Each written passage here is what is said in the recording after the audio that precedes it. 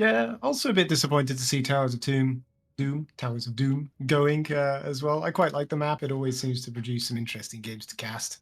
But we're starting off the match here in Tomb of the Spider Queen. Let's see how we get along. Well, notably, Tombs of Spider Queen, the only maps this evening will see that they actually have history against each other on, because they have played this one, and the second map was Infernal Shrines, which has been banned by the loser on that one. Sigma Males have employed a Falstad and a Dihaka on Tombs of Spider Queen, two global heroes on a notoriously small map, which is pretty interesting to me. Yeah, I mean, sometimes you're going to recognize that maybe some of the meta picks or what you might have picked on these maps are not going to be quite as common, because oftentimes it's found, at least at these levels, that being on a comfortable hero will provide more power than any synergy within the other heroes and the map itself. Yeah, especially one thing to point out for Posted and Dehaka is that both heroes, yes, they are global, they can get value out of it, but they also have other tools in the repertoire, you know, like Falstad with the Gust, amazing for boss contests on any map. So Tomb of Spider Queen clearly also one of those maps where his Gust can get a lot of value around the objective, or the Haka with his quick rotations with the movement speed on level 1, getting 40% movement speed as soon as he steps into bush, makes him very quick between those lanes, and this also definitely helps out on smaller maps like Tomb of the Spider Queen to be quicker than your opponent. Yep, and those tongs can be deadly quite often as well. We're not going to see Dehaka this time, though. Neither are we going to see Jaina. I believe Jaina was probably one of the most picked and highest win rate heroes on the side of Renai clan, so target ban there. I think that's also the same for Varian. So basically going down the statistics available on the Heroes Lounge website and just picking them off in the order that they appear. I mean, if anything, not the worst draft strategy you can have, especially in lower divisions where there's a lot more preference into getting that one composition that you can work with. Speaking of weird compositions, Tyrant, not necessarily the most popular healer in the grand scheme of things, but Renai clan have managed to make it work. It is their third most popular hero to pick at all. But there is also an Enduin in the pocket, which may just fall as a first pick here.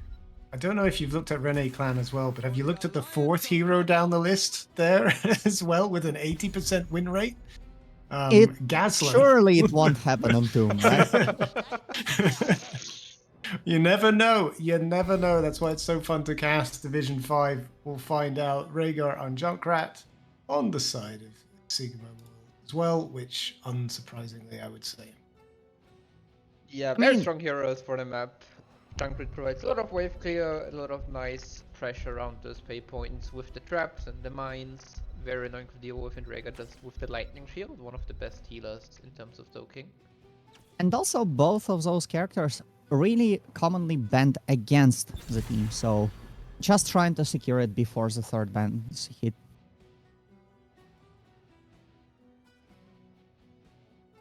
Yep, going in. It seems to be maintained having some issues again. I will try to fix them while the draft progresses, and we had 2 picks coming out in the meantime. Sure.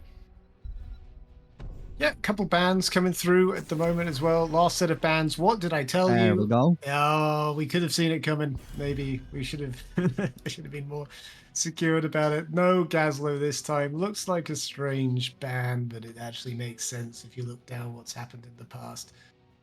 On the other side as well, what would you be looking at here?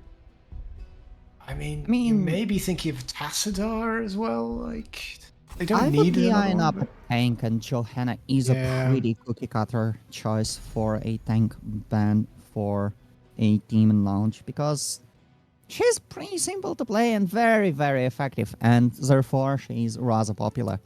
However, it does open up a few other options for Sigma males. We do see a Blaze in the offlane, which is kind of a tank if you think about it, but let's not rehash the old copy pasta. Ready for action. Mirrodin not as popular here. We're gonna see how the Mirrodin play lines up. maybe a bit of a surprise on the side of Renai clan, but we'll see how they respond. They are pretty set up at the moment. They've got most of the main ones. I think they still need an off lane. We'll find out what they prefer here. And a Chan. And a Rainer. Oh boy. Some pretty fun picks to finish out the draft. However, there's still one more damage dealer to pick on the side of Sigma Males, and that is going to be the falsely yet again. We're going to see some pandemonium. Don't get to see it so often as well, but can cause absolute havoc, particularly on such a small map with so many team fights as well. That barrel is really annoying to deal with. I think actually Rainer is a very interesting choice to me. Any opinions on that one before we move into the game, Samu? I think they kinda needed Rain or something along those lines, because right now we do see Blaze and Merlin, who have two very beefy boys and very hard to get rid of for the entire team on the side of Renai clan. Like Kel'Thas, yeah, you can put bombs on them and put some fire underneath, but they don't really care. Anup, not the best tanks into those healthy guys. So right now, getting them in to get this damage going, definitely a very good choice. In Chen with Anup, also a lot of pressure onto this backline heroes when they jump in. Really big fan of the Renai pick. Don't forget to predict who you think will win on the map as well. The gambling is open. Put your points. It looks like most people seem to be going towards the side of Sigma Males. I'm not sure if that's because they have more fans here tonight, or they think the draft is better. What do you guys think? Definitely have a lot more wave clear compared to the opposing side, and Team of Spider Queen always one of those maps where you talk, where main goal in the draft is to get a lot of wave clear in, because getting those web weavers cleared out into minion waves is a very big part of. But let's see how it goes as we go into this game number 1. Indeed, and as we start out on the blue side, we've got Coma on Kel'Thas, Ekals on Raynor, Danimon on an Anduin, Ibis on an Uberak, and Cabal with some Pandemonium on Chen. And on the right, a different name but the same package. We do have Maleficar playing as Rhaegar, Parnaby on Junkrat, Hermit playing as Merlin, Arnafas on Blaze, and Dusty Jim is going to be flying around on that falset. Picking up the frequent flyer on level 1, gonna be trying to double soak potentially even. Yeah, interesting to see that on such a small map, but we'll see.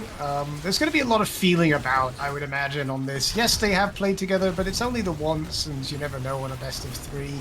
As the case is usually just seeing how aggressive you're going to be, as we see Rhaegar being dived onto quite heavily there, getting low, but nothing too difficult for them to deal with.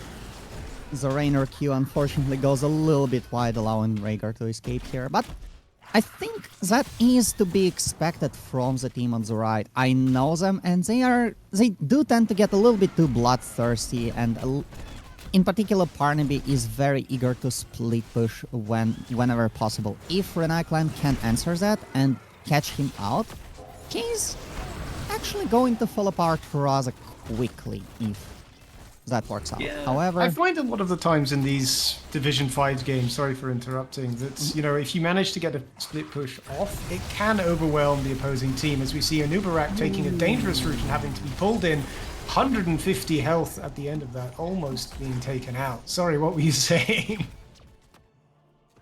yeah, there is a tendency for this player to split push a little bit too incessantly, but however, the team has had literal seasons in the bottom lane, we have Chen under a lot of trouble here, probably going to go down. Yeah. Yep, that is going to be our first blood, and Parnaby already moving down here to pick up on the camp. I don't think it will be taken because Eccles already is around 2 defenses, so no camp taken off of that. However, already getting a kill, putting some pressure, losing the champs in the bot lane. They are taking the camp, though. It was a bit of a fake out. They went, they checked it, saw nothing was happening, and then they forgot about it. Rhaegar was hiding in the bush, ready to take over. So, bit of some psychological warfare going on this early on in the first game of the match. I like it. You move in, you check, there's nothing happening, so you leave. The other lanes need pushing out. However, a little bit of patience, and there's a camp pretty useful in this common fight, surprisingly, breaking up the shield on Chen, and Carnaby already rotating out of the lane, being so done with this massacre. Yeah, so far been relatively conservative. I mean, there've been a little few skirmishes. Some people have got low. We've had 1 kill so far, which is actually pretty good at this level. They're not throwing themselves in. They're just collecting that experience, collecting those gems, and trying to catch their get their opponents off guard. Hopefully, it's been a nicely reserved match so far.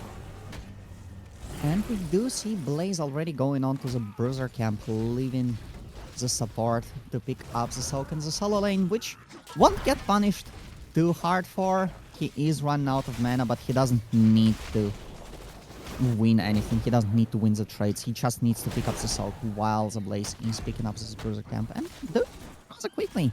A lot quicker than their opponents, who have been neglecting it so far. Yeah. On the gem side, it is a small advantage to Sigma males so far, but at the end of the day, it's going to be whether or not they're going to be able to turn them in, as Sigma males also seem to be able to do. Some people decide that they want to just turn everything all at once. I do like the small points, as Falstad gets caught up in the top lane, doesn't have anyone to back him up, and is going to have to use an Uberax auto attacks to try to get it down to 80 health before getting away. So close. And actually barrel rolling in, so a perfect example of how this team may be trying to be a little bit too reckless in their engages. No harm, no foul, however, this time around. Falstad manages to stay alive in the end. We do see a few trades up on this top capture point, while Arnafas gets most of the gems in. Just 1 more left. Lizzie Ryan trying to pick up the slack. No, will get interrupted here. So many gems left over on the side of Renai clan. They really need to get something in before they lose, say, their Anubarak, who's gotten low a couple times so far. Only 1 left, as you rightfully mentioned, on the Sound of Sigma males, and it looks like Falstad's going to try and get that in and have our first objective of the match.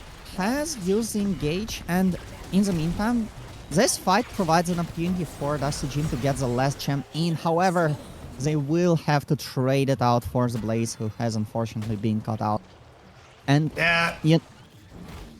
Rhaegar is a pretty good healer if you want to engage, and if you are the one engaging, yes, he's good, but if your heroes get a little bit too far, then Anduin is the one pulling people out. Wow.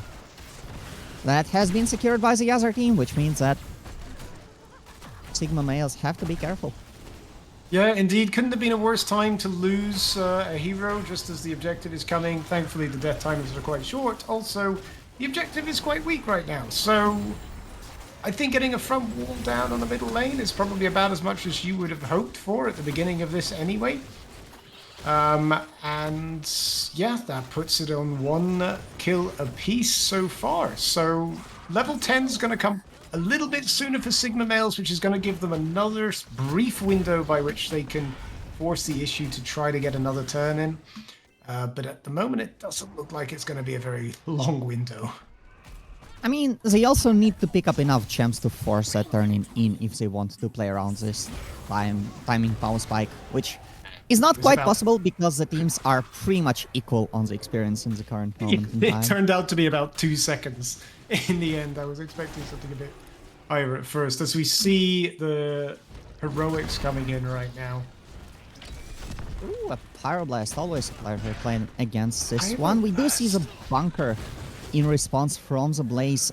Notably, not necessarily the best ultimate, specifically in Division 5, because people tend to forget to click on the thing. However, I believe those players have played with Blaze enough to know to click the bunker. Rhaegar spent a suspicious amount of time choosing their heroic. I was like, no, they're going to go Bloodlust? Surely not. No, of course, it's going to be Ancestral Healing, as one might have expected. But it was a very early proc of Wandering Keg, by the way. There's an attempt to engage. Nothing happened. It was close. Haymaker from Zamurdi, not necessarily the most popular choice of heroic, but I think the name of the game for Sigma males is just engage and kill them all.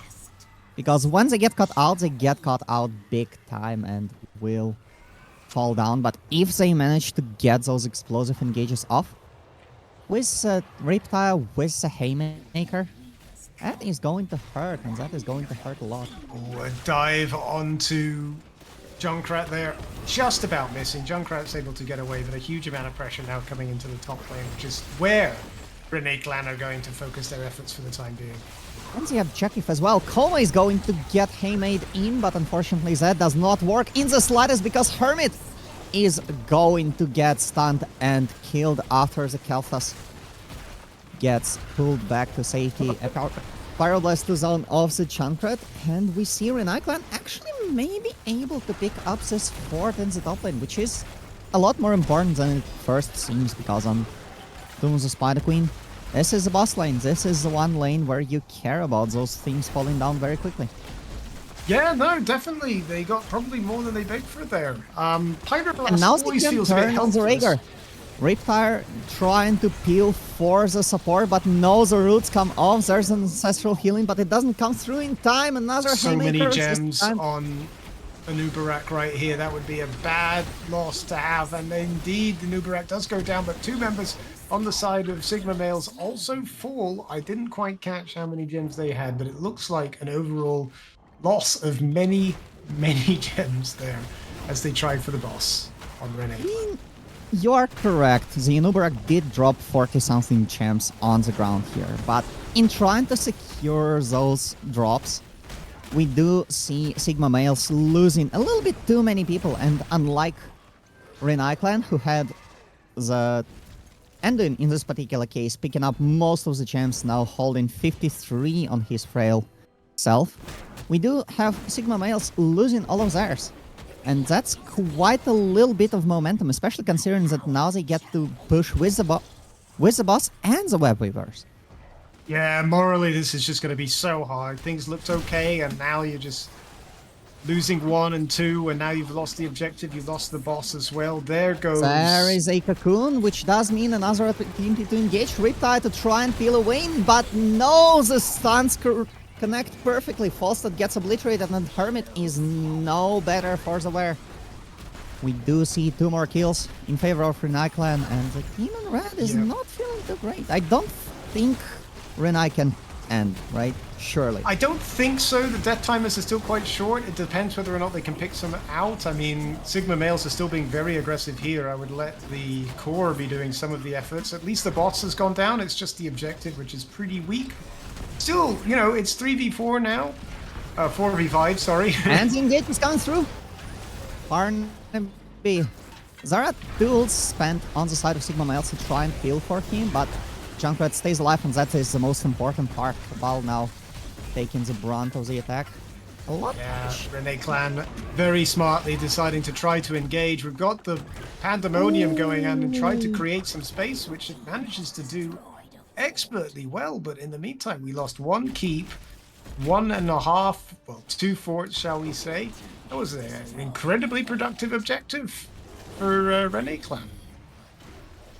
That keg was almost one of the best kegs that I've seen. Not only it peels the entire team away, but it also almost got the Junkrat into your own backline, which does mean that you could have even picked up a kill off of that. And because Barnaby is the only one, is a designated survivor, he does have all of the gems. If he dies, well, you can say goodbye to that turn-in for at least another few minutes. Yeah, I do think Sigma males need to start thinking about a turn. And at the moment, Renai Clan are going to hit 16 first, which is going to be a little problematic, but it's not so bad, right? Even though it's 7 kills to 2, they've been doing good. Ooh, and here there's comes an the engage in that moment in between. Out comes Light Bomb, doesn't hit too many people. The Gust comes through. Gust and comes the through, and rebound. that neutralizes everything. Gives Sigma males just about enough time, hopefully, to hit 16, which they're very close to, and really just trying to bide the time in order to get that level of equalization. I like the coordination from Renai Clan. The cocoon goes in and everyone just starts engaging immediately. However, unfortunately, I don't think the choice of target was necessarily the best. Maybe if the cocoon hits the Murden and you engage on Rhaegar instead, that is a kill that's a lot easier to get. We do see that Chan is going to lose a few points of We health, have but lost Samu in the game. Yeah, I'm that not only sure what means that that- means. that we are a radio cast now. Hello, Well, everyone. technically, I'm Welcome to still my White here, Boy but, podcast. Toma Toma has thing turned now. through 13 gems. Meanwhile, Sigma males, 4 people in the bot lane, with Hermit as the only person around in the mid lane. But Renai clan have managed to soak up enough gems to trigger yet another web weaver wave. And now I think we are at 3-1 in terms of those called. Unfortunately, I don't think the waves are necessarily too well set for them to be able to push, but doesn't matter much. You can just send 5 people in the bot lane and get some damage done to the wall, if anything. Yeah, Man. it's just difficult to deal with right now. It's the third, I think, in a row that Yep. Sigma males have had to deal with, and that's just it's obviously practically quite difficult. Morally, they also just want to be able to get their own turn in. They need to be able to get the space, which is slowly running out, and hoping that they don't lose too much in this. The 5-man of Renai clan is now in the mid lane. Sigma male staring them down as well. Barnaby with 54 gems on his own self. That's almost enough to trigger a turn in by himself, unfortunately. The chance didn't quite come up. No opportunity to go for this. And Renai clan just gonna buy themselves time. There's not too many... There's not much explosiveness in this trade.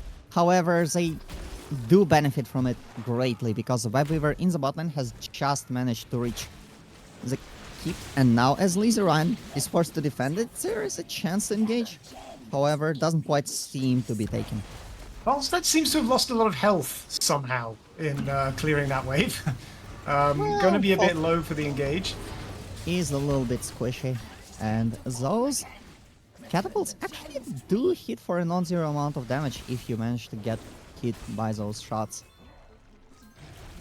Renai clan signing up on the Bruiser camp. The Bruiser camp isn't up for another 30 seconds. But both There's teams... a party bush there. Oh, well done by Fast Search, managing to find that out.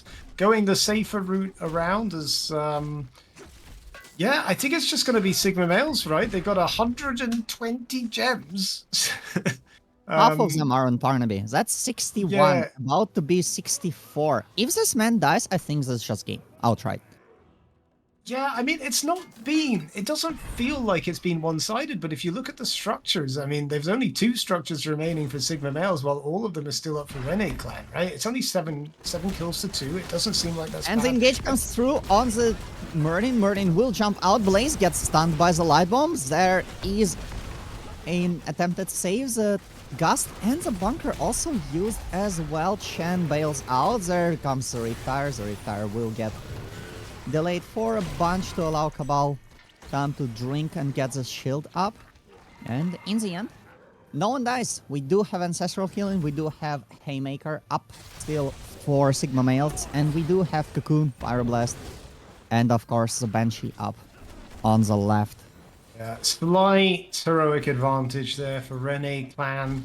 It's still so difficult for Sigma males just to even get to the turn-in point. It looks like Renai clan have got that sealed off, shall we And say. now with level 20 under their belt as well, it only becomes harder. Yeah, Hermit, no, it's just a matter of waiting now. Sigma males just have to be even more patient than they have been already. It's just a matter of seeing what Renai clan want to do with this momentary advantage. it does seem that they don't want to go for the boss, which I absolutely respect against a Falstad and the Blaze and all of the other stuff that Sigma males have. Even the Haymaker is a surprisingly useful tool on the boss fight. They don't need to take the risks. They can just go pick up the Bruiser camp and go for that and try to do damage in other ways. For example, that Pyroblast just chunking Falstad for half his health. There's a Cocoon Yeah, on thankfully you got the Blade. Ancestral before that as well. All of the Damage heroics being through. blocked here. A lot of lights going on. No one's yet died, but that Chen is being so disrupted, taking Falstep down a long way there as Sigma males have to retreat back to their keep, losing all of that space progress that they've tried so hard to collect. They do get level 20s though. They're on slightly better footing now than they were a couple minutes ago. And now they're just going to be looking to try and get that turn in. I think the biggest thing for them is that they managed to get up to level 20 without actually conceding anything, right? We do see that Renai clan have taken their bruiser camp, but they haven't actually gotten anything concrete out of it, right? Of course, they pushed out the waves, but pushed out waves for themselves don't really do much in this particular scenario. They only matter if you are trying to go for the wave and they just don't have the gems for it right now. The Banshee will scout out the attempted turn-in by Lizaran and Arnafas. That surely will be prevented as Renai clan go for the siege camp in the bot lane, which will actually take down the keep if not noted. So that finally brings them some amount of advantage. Ibis trying to go in with the light bomb, a little bit mistimed, but the gust does mean that the Blaze E goes off and does not actually 43 connect with anyone. Chens on that Blaze there, under pressure, quite low, sticking in that bunker for a very long Goes time. also, this Has to may get be an out. LD. No, doesn't quite seem to be the case. Koma trying to pyroblast the Blaze, but the Blaze gets out fast enough. Lizaran not having any health at all, and there goes the first kill of the fight. Hermit not having too much health and falling lower by the second. There's the safe Arnafas.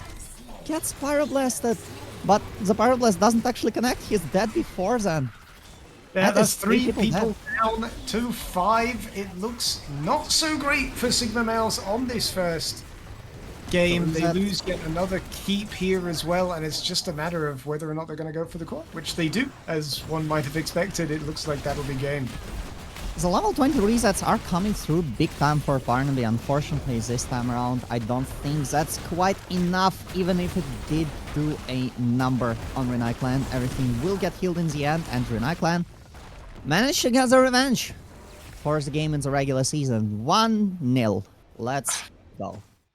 Pretty convincing all round, I would say. I mean, none of the stats were particularly convincing. You know, it wasn't like every match or every team fight was a total blowout, but just slowly over the time, just collecting those incremental advantages, multiple turns-ins in a row.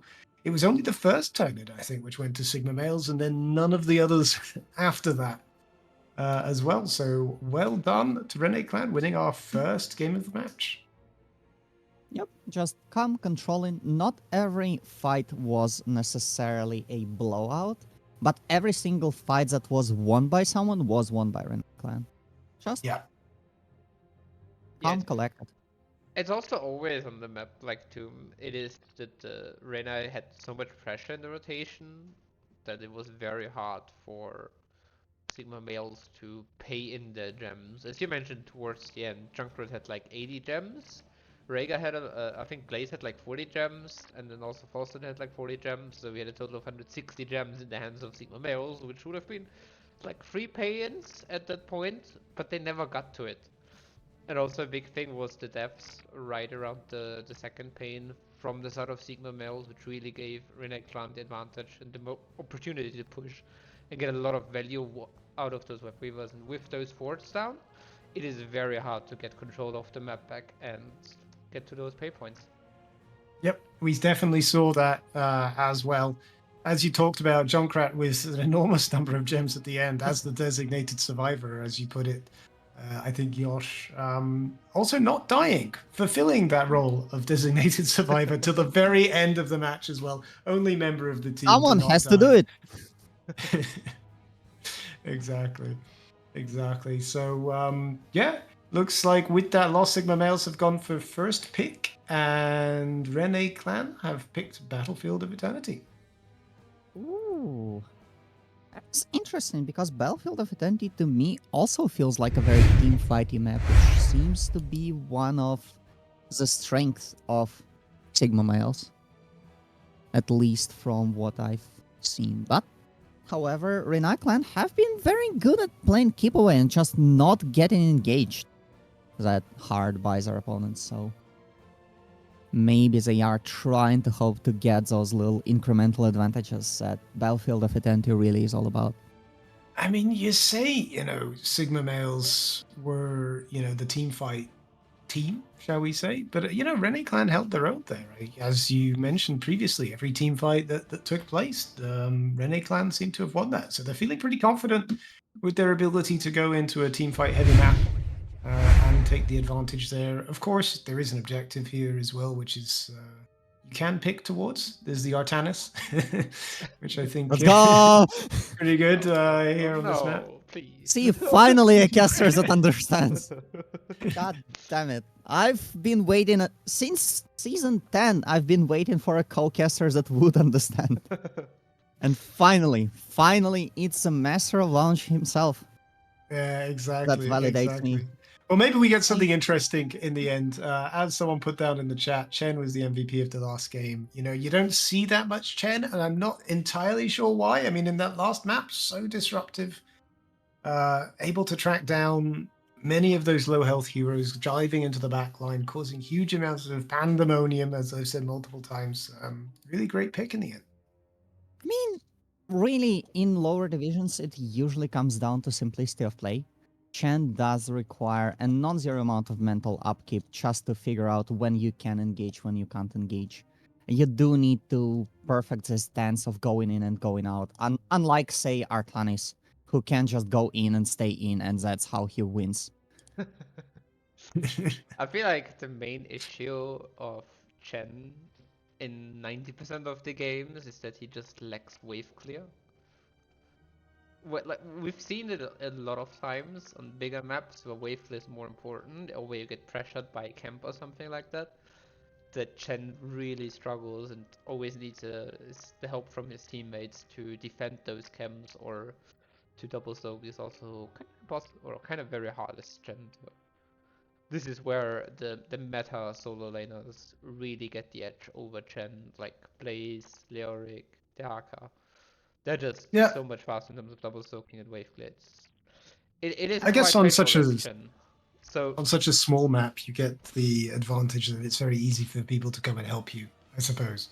yes, Which it is. I think is going to come up a little bit more on Battlefield, where the distance between the off-lane, lane, and the rest of the map is just bigger. So there is a lot more put into the offlaner's ability to hold himself. That said, I do think that people on Sigma males do know and do prefer to play Battlefield of Eternity with a little bit more emphasis on it being an offlane and not a solo lane. So I'm interested to see how this one pans out. Looks like everyone is ready to go. So we're going to find out very, very shortly. Yeah, one thing to never forget on Battlefield of Eternity though is to grab one hero who can do damage to Immortal. Because I really recall still a Meta Madness game I had on that map, where we had no hero to do that and it was very painful to ever hit an Immortal or defend it, because we never won it. We lost, we won every single team fight, but we never got the Immortal. You either need a character that can damage an Immortal, or you can just kill the entire enemy team. It's a lot less easy, but it can, in theory, be done. However, I think on the side of Sigma males, we have seen how Renai clan are just good at playing keep away, so I don't think that killing all of them is necessarily in the cards for this one. Yeah, I mean, if it was so easy to just win the game, I think most people would take that up as a strategy. But I guess it's not the case. I mean, my gameplay strategy is always to win the game. I would hope so. I would hope so. Will we see the same ones as last time? The Anubarak coming out as the first ban this time. A nice respect ban from the last game as well. Very disruptive. That cocoon, so annoying to deal with. Varian, though, we saw that last game as well. Yeah, And Baron really puts in this very straightforward playstyle. Well, you charge in, you taunt something, and your team follows up with a Duke of Silence, Ming Burst, whatever. and they are not very disruptive. Especially a cool, It's very good a very class. simple playstyle and a very explosive playstyle, which does benefit Sigma males a lot in this matchup, which is why Varian is their most played character and, well, in top 5 characters banned against them. So, good on Renai clan for taking that one out. Tyrant also gonna be taken off the table, not willing to play against Yowl yet again. Yeah, one of the, 10 games picked for Renai Clan and 100% win rate. You got to get that away. You're also not really limiting your own support pool from that. Probably Tyrande wasn't going to be one you're going to pick. Vala, however, the priority pick for Sigma males. Very interesting. We did see a Diablo man come out as well from Renai clan, so 3 tanks banned in total. Therefore, they pick up an early Johanna. Cornerstone Battlefield of Eternity, not the best map for her if Wave Wheel is not that big of a deal. And she kinda lacks an engage until she gets level 7 and 10, level 4 and 10. I And think you answered ending. your own question to a certain extent. 3 tanks banned, you've got a limited number. Got to choose one that you're comfortable with. Johanna, I think most tank players would know pretty well. And it's just one more that you've banned away from the opponent's team. What is that skin? Taka! Woo! Get this guy out of the booth. Come on. But yeah, the healer stays the same. Anduin against Rhaegar yet again, with Anduin picked up by Renai clan. Dihaka wasn't banned this time around, so will actually hit the field. I don't necessarily remember Battlefield of Eternity being that big of a Dihaka map, is it actually? Not really, but it's not bad. Like, it is a very valuable tool to be able to soak the side lane while your team just hovers around their own immortal, and you can join at any time. Fair enough. In the meantime, we do see Renai clan continuing with their game plan of not allowing Sigma males to engage. Garrosh gets banned yet. Gets banned, full stop. I do know that Jim in particular is a fan of this pick. And, well, Chen hits a ban yet again. Or rather, after this last map. Completely not surprising, I think. Yeah, we've got some question on chat on why would you pick the hacker on this map. I think we somewhat answered that question, but as Because he's the someone's also greatest in the said, entire video game! there's also that unbiased opinion here inside the booth. Also, probably Arnifus is just quite comfortable with it, plays it a lot. Yeah. You do get some benefits, as we've talked about before. Even if you don't use the global that much, you do get benefits from Bushstalker as well, getting that extra movement speed. The tongue is a very powerful engage if you manage to hit it as well. And we got some heavy backup there. That's a bloodlust game, if I've ever seen one. Thrall Arthas picked up. Arthas not necessarily the most common tank around, and Kira is the response. Oh boy, this draft sure went places. Earthquakes in Dragosa, they can't run away and you just hit them with Bloodlust. Let's go. You think we're gonna actually see Bloodlust? I feel like you're if we're retroactively trying to seeing make it. this a thing that works. If we are seeing it, it's gotta be like this game. Because for Could all be. the alphas, the Hakas, it's like pretty good if you look at what you want with Bloodlust draft. But on the other side, there's the Johanna with the blinds, kinda annoying to deal with. There is also the Anduin with Light Bomb, very nice to stall. Jaina with the slows, with the counter slot by Earthquake, doesn't matter that much. And Kira can be annoying if you don't manage to interrupt her, and with only the Haka tongue and potential Sundering and Rain of Vengeance being the only stuns on the side of Sigma males, not too many interrupts for the spin ult from Kira. Yeah, probably not a hero that they were necessarily expecting, I don't think. So we'll see how well prepared they are against the Kira. Indeed, they don't have many interrupts. Anyway, we're into our game. Do you want to introduce the blue team this time? Let's go for it. Koma is playing Jaina. Ibis is on the Johanna. Cabal picking up the Kira. Ickles on Raynor, and Danimon on Anduin as Renai clan are trying to get to the match point. And in the red corner, we have Arfinus on Dehaka, Lizzie Ryan on Thrall, Barnaby on Vala, Hermit on Arthas, and Malficarus on the Rhaegar. I see Hermit. I've been playing too much Balastro, and I get triggered whenever I see these things.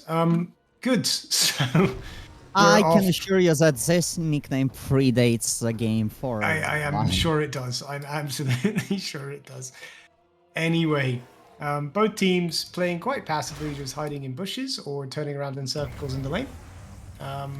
More importantly, both hitting people downwards, which can sometimes not be the case, which is important right now. We do see that Renai clan are gonna take the initiative on clearing out the wave, and Lizzie Ryan already feeling quite unwell after this little engage. And there is a lot of tools to play keep away still on the side of Renai clan. Johanna is pretty good at peeling. Jaina and Rainer also have their tools to keep the enemy away. So really, it's a question of can Sigma males get in those team fights, and if they can, there is going to be brimstone. But I mean, we're talking about lockdown to a certain extent. You see Arthas has gone for the frost presence as well. We're seeing that trying to rack up, because as that gets higher, that becomes actually a very powerful tool for locking down individual heroes. He hasn't hit any yet so far. So, I mean, that's quite a one way lot to go. counter it, right? Good on the side of Renai clan. Nice little engage by the Johanna. Hermit will have to kill for his team and take the damage for his team as well. Those health bars are not looking that great on the side of Sigma males, at least in those little trades where the ranged characters will just excel. For their whole nature of being ranged, of being able to deal damage without necessarily being... Yes, that is indeed the point of range. But, you know, as my team always says in these situations, you have to late game, regardless. And yes, their health bars are getting quite low. We'll see how that scales with time. Level 1 is always going to be a little bit different to the game. But they are struggling to just stay alive right now. And it looks as though Renai clan are taking advantage of that, going for the bottom camp. I mean, that's just textbook. You force your opponent to back by getting them as low as possible, and then you just pick up the siege camp, because they can't fight you. In the meantime, however, we do see Sigma males respond by picking up a bruiser camp. And as the game reminds us, the Immortals are gonna be spawning soon, so this little distraction surely will be quite annoying to deal for Renai clan. However, in the meantime, a lot of wall damage is done here. Yeah, a surprising amount. One wouldn't expect that early on in the game. It was just one camp as well. In 4 seconds, we've got that. One thing that Renai clan haven't done is collect their hard camp here. We'll see whether or not it has much of an impact, but it is just one thing that is just going to be really annoying for them to deal with over the course of this Immortal. I mean, the funny thing about this camp is that it will go straight down the same lane where the siege camp was in, so the enemy team is already there. They will defend it without much issue. Usually you want to pick up this camp for distraction. However, in the meantime, Lizzie Ryan losing a lot of here, Hermit and half, and so is Arnofus. Cabal moving in, there is the E, answered by an E.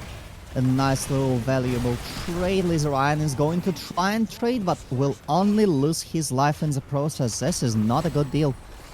We do have a tongue on Ibis. Ibis, however, is a Johanna and has the trade. Barnaby losing a lot of health as well, and this Kira E actually kills him. That was not a great engage. There, everyone just getting lower and lower and lower. No one really being blown up, but at the end of the day, it's, you know, we said it at the beginning of the game, Sigma males, their health bars just dropping a little bit too fast at this stage in the game and not able to get that damage in. You can see they tried to focus down Johanna, not necessarily the easiest hero to pick off, and indeed they didn't in the end. Well, and that does provide Renai clan with a lot of pressure. Barnaby actually going to encounter a little bit of lag, which does mean that we are gonna move into our first pause of the game. Hello Samu, how's it? And what are your opinions on Kira as a counter pick to the Dehaka? I mean, I don't think it's too big for the Dehaka. Dehaka has his E usually to dodge the spin and the damage over time. It's not too big of a deal for him. It's more like Kira being one of those heroes who can actually really do really well into Thrall, Arthas, and Dehaka when there's not too much lockdown to really stop her from doing her thing. Especially as the levels go on, she will get more and more tools to stay alive for a long time. As well as we saw this Ryan go in there earlier, trying to go for the kill on her, to the Kira, but he was blinded by the Drana. With blinds from Taylor having a really big impact already. And it's gonna be pretty much all. We're gonna see for a lot of in this game that those blinds will keep people alive. Yeah, against the Valor, that's going to be so annoying as time goes on. In the So meantime, you have mentioned winning the late game, and there's indeed quite a number of stacks on the red side here. We do have enhanced agility, but also there's a Q build from the Vala, the W from the Arthas, and also Frostwolf pack picked up by Thralls there, so really hoping to get those all stacked up. Yeah, I mean, that's going to be really where I think Sigma males are going to come into their own. It's going to be on many of these level 1 quests that they got going on, and that's how they're going to scale. So looks like both teams are ready to go. And we are so back, actually. Johanna picking up the soak in the bot lane. In the top side, we do see Kira against Thrall. The Thrall will not be feeling that healthy out of that engage. And Renai clan picking up the Immortal without much trouble or issue. Also picking up the Bruiser camp. We have mentioned them not picking it up. And now here, it will actually provide a distraction for the red team as the Immortal is going up top, but the camp is moving down bottom. It's a difficult looking Arthas right now. And indeed, Arthas goes down, not at the best time as well. It's a very healthy Immortal coming down here. The front wall is definitely going to go. It's a matter of whether or not they can pick up the fort. And they don't have that many ways to damage the Immortal as well. The only ranged character on the team is Vala, and, well, that's not necessarily too big of an issue for Renai clan to just deal with and keep away from the damage dealer. As the objective just gets the damage in, that's going to be a dead fort for sure. And with Hermit back, they can try to go for a fight, but doesn't necessarily look too great. Yeah, I mean, I was wondering whether or not it was going to get the fort, and it looks like it went even a bit further than that even. So, more than you would expect from the first objective as well. Level behind as well from Sigma males, but they do catch this camp just a bit too late. Johanna is quite low, but it is Johanna as Vala well. going so in. No here punishment, but comes there Daka, comes the gets a Daka. tongue off, but just as Johanna also gets that. Oh my god, so much damage from the Jaina going down there. Still trying to catch the Johanna, who And eventually Renai does go doing down, damage but over trade the for walls the Jo. entire time. They trade 1-for-1 actually in a catch that has been pretty nasty on the side of Sigma males. Unfortunately, we do see that Renai clan will just run them down now, and as melee characters, they can't really fight back. There comes a kill on the Arthas. Cabal actually in this backline, finding a flank, trying to catch Lizzie Ryan, but doesn't quite have the damage to do it. And Renai clan just continue asserting dominance. Yeah, definitely 6 kills to 1 at the 7-minute mark. Level 10s as well. It's going to be a long level for Sigma. And stealing the enemy team's Bruiser camp. Oh lord. This is unholy play of Battlefield of Eternity. You take this camp to assert dominance, and yeah, well, and it looks like Valor might be a bit slow in catching this. Valor is so far out of position right now if she gets caught out by the level drag. 10. Why would you pull Johanna shield. the Fist? Huge dodge. deal right there. whew. I mean, That could this have is been a very nice terrible. save, and Barnaby actually retaliates in a major way. Koma losing a lot of health off of those 2 Qs. Immortal is now up. Level 10's not quite there for Sigma males, but will be there soon. Finally, with a sigh of relief, Sigma males can finally start having a team fight and trying to win one on the same talent tier. Ooh, Army of the Dead picked by the Arthas, but everything else is as expected on the red side. We do see that the race is actually rather equal for both teams, so as we move I into the imagine second part Arthas of is the just fight. feeling a bit squishy right now. Army of the Dead is going to resolve that pretty easily, I would say. Huge Ring of Frost there. Oh my gosh, the Ancestral just about hits in time. That's a huge deal. as Kira's the first one to go down, and a vital hero followed by Johanna finally getting that one as well. It's a massive team fight here for Sigma Males as they pick off 3 for 0, and they will collect their objective as well. Even things out on experience, even things out a little bit on the kills, and hopefully they're looking for evening things out on the structures too. I just feel like I checked out for a second during a lecture. I'm looking at the board and nothing is the same. Yep. Good analogy there as well. That, I mean, Sigma Males needed that team fight. That's going to give them the confidence to go through. They know it can be done. They got the level 10s now. They're going to start feeling like they can win this. And well, getting some siege damage is also pretty nice. We do see a root on the Anduin. Anduin notably cannot pull himself out of danger, so this is a pretty nice pick for Sigma Males, with which they can try to fish for more. There comes a Ring of Frost, there comes a shield, but there's not too much follow-up here. Cabal showing up on the flank, but Johanna is the one that first Vala being quickly traded out for it, as there's the silence, which is answered by silence, as a matter of fact. Coma doing a little bit of damage over the wall, but it's not quite enough to pick up a kill on Lizzie Ryan. Kira falls down, there comes a Hyperion, but Thrall is just faster. Thrall on single-digit health, I think, at the end there as well. Not even close.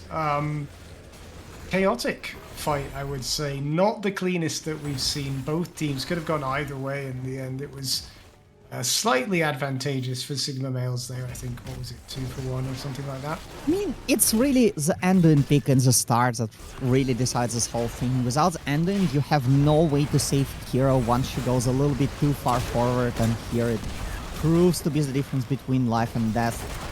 As we see, Koma gets cut out, but there is the pull, and you are back, and you are safe, and you are ready to continue playing keep away here. 7-7 in terms of kills, pretty even in terms of experience, and this game is now wide open. There's a Ring of Frost, catches the Rhaegar. Is there enough damage to follow up? No, not necessarily. Barnaby gets stunned but cleansed immediately, and we are just trading health bars here. Yeah, I mean, there was a heroic advantage for the side of Renai clan at the beginning of this fight. I didn't think it was the best thing for them to do, and you can see Army of the Dead for Arthas comes back up just in time to get procced immediately. The Mortals now spawning as well. I think everyone's been so focused on team fighting, they forgot that there's an objective to do as well. Sigma Males having to go back, regain some of that health, some of that mana as well, and as a result they're well behind on this Immortal.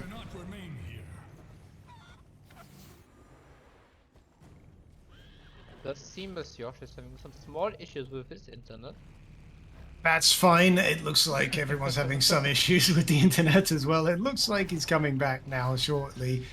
Wait, hold up. Sigma Males haven't won a teamfight while I was away? That is weird. Not just yet, not this time as well, but it looks like Thrall's well out of position here, losing a lot of health. Oh, the Blast Shield misses yet again. Hermit losing a lot of health, and the Light Bomb actually goes wide, but Arthas is still dead. The Earthquake comes through, Thrall gets killed, and that is a clean 2 picks for Renai clan in the end. Yeah, in the end, I don't think Vala was in that fight as well. Was taking down the Immortal a little bit. As a result, this time, yes, they did lose 2 people, but the Immortal is not as strong as it was the first time around. It is going on an unprotected fort, though. I mean, it is. This really proves why you need that one hero who can do the race. They are taking a fight 4v5, and they do lose the fight in the end, but because of the racing, it almost was a win for Sigma Males, and I think as time goes forward, as more and more stacks on that level 1 get acquired, it just becomes even more of an uphill battle, really, for Renai clan to try and pick up this win on the objective. Yeah. Oh, you can see that Howling Blast now, so powerful at this stage in the game as well. It looks like the keep is actually going to fall too. How much more? The Ring of Frost comes out, as does the Light Bomb. Doesn't hit much, and it looks as though Arthas again is getting too low too early in the fight, and now it's a 4v5. with an Immortal attacking the core. Ooh, the isolation misses. A very nice pull from Denimon, and that's 4 people against the Dihaka. The Dihaka, of course, being a balanced mistake, will be able to get away safely, but 12% on the core is still 12% on the core. Do that like what, 6, 7 more times, and you're won the game. I mean, Yosh, how many games have we seen which end with a 1% core, right? So you've got yourself an 11% buffer against that. It happens. It happens. We've seen it. We know. So that 12% could, or yeah, that 12% could end up being vital towards the end of the game. I just, I feel like this Arthas, when it works, but a lot of the times he's just a bit too squishy at the moment in some of these fights. I mean, that's why Arthas is not necessarily the white-picked tank, more of a niche choice, but still a pretty powerful one, and in his moments, he does manage to pull through in a major way.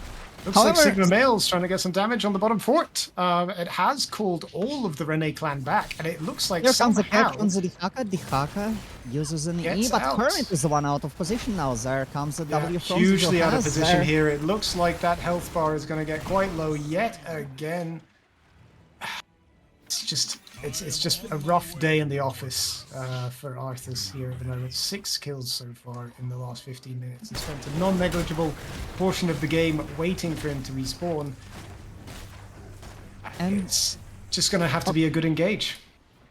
on one hand, using Blast Shield forces kill, maybe a little bit of an overkill, but on the other hand, you would much prefer having Arthas dead, and seeing as he's still not up for another 10 seconds gives you an ample time to start this race and maybe even get the halftime.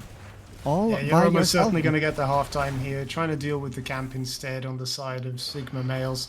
Going to give up this halfway point and hope that they can regroup and win a team fight here before the entire Immortal falls. Well, there's a halftime show. A 5v5 situation is on our hands, and Renai clan are moving in. There's an Earthquake, there's a Hyperion as well. Kira E misses. However, the Johanna is already in the backline and taking the hit, taking aggro. A lot of damage put into the Dihaka, but Dihaka manages to move out. The Ring of Frost on 3, the Rain of Vengeance on... And bodies start hitting the floors. There's a silence on 2, or as a stun on 2 from the Kira. Arthas falls down, and in the end it seems to be 3-4-2 trade in favor of Renai clan. Yeah, I mean, that was very chaotic in the end, but the 3 which are still up for Renai clan are very, very healthy, and they're going to take no time at all to get down the second half of that Immortal. Another Immortal going the way of Renai clan. And with that, pretty sure it will take down the keep, with nobody being able to protect it really. Zavala will likely be around for the defense, but I'm not sure how much she will be able to do alone in this particular scenario. Yeah, it's another very, very healthy Immortal. I mean, the most healthy the Immortal can be. Has been eating his vegetables this time around, and it looks like the last remaining structure for Sigma Males is at risk here. I mean, there's always a mid lane wall. If no one has got me, I know that the mid lane wall on Battlefield 20 has got me. There is the mid lane wall, of course. That has a couple of towers as well. Roma is getting slowed by this totem, and they are actually gonna go in on the chain as Ring of Frost still hits too, but it's the chain in the backline that you need to worry about. Lisa Ryan gets peeled off. That is a masterclass by Renai clan. The chain leaves and doesn't fall into the double digits here, but it does allow Renai clan to turn themselves. Losing Rainer in the process is a small price to pay for getting the damage on the Dihaka, getting the damage on the Arthas, and getting the position on the core. There's your another set of 12%, I'd imagine, or even more, considering that the Immortal has only now just died. 60% on the core.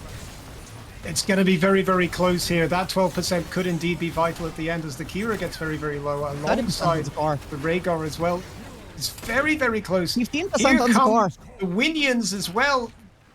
There is going to be some cannibals. There's 12% left. I mean, 12%. You've said the number yourself. Yeah, I mean, it's 12% closer than they would have otherwise been here. back doors are going to be so problematic now. Ooh, the outs- Haka trying to catch all the... And I think he will actually be able to do that. The light bomb on himself to try and Light bomb die. goes off. Hermit shows up as well. I hate it when the third person comes up and kills me. Just as it was a valiant effort being made there. All Light bomb smiles in being the chat. used. Light bomb has a cooldown shorter than the respawn timer, so nothing lost there. I mean, what do you do on the side of Sigma Males here? Your core is at 12%. You have no structures left, and there's no objective on the map.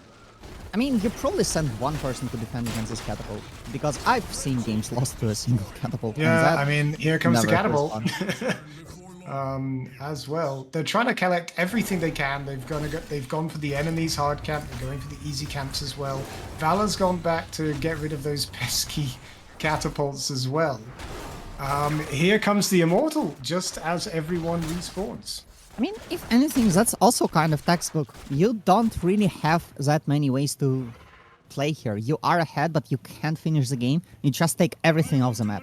You leave as little opportunity for the enemy to get the win.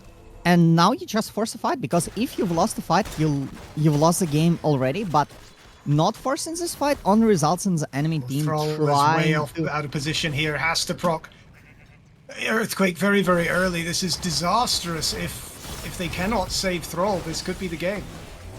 After Time Shop is procced by Barnaby in the meantime, can actually try to play for the Immortal, picks up the Immortal.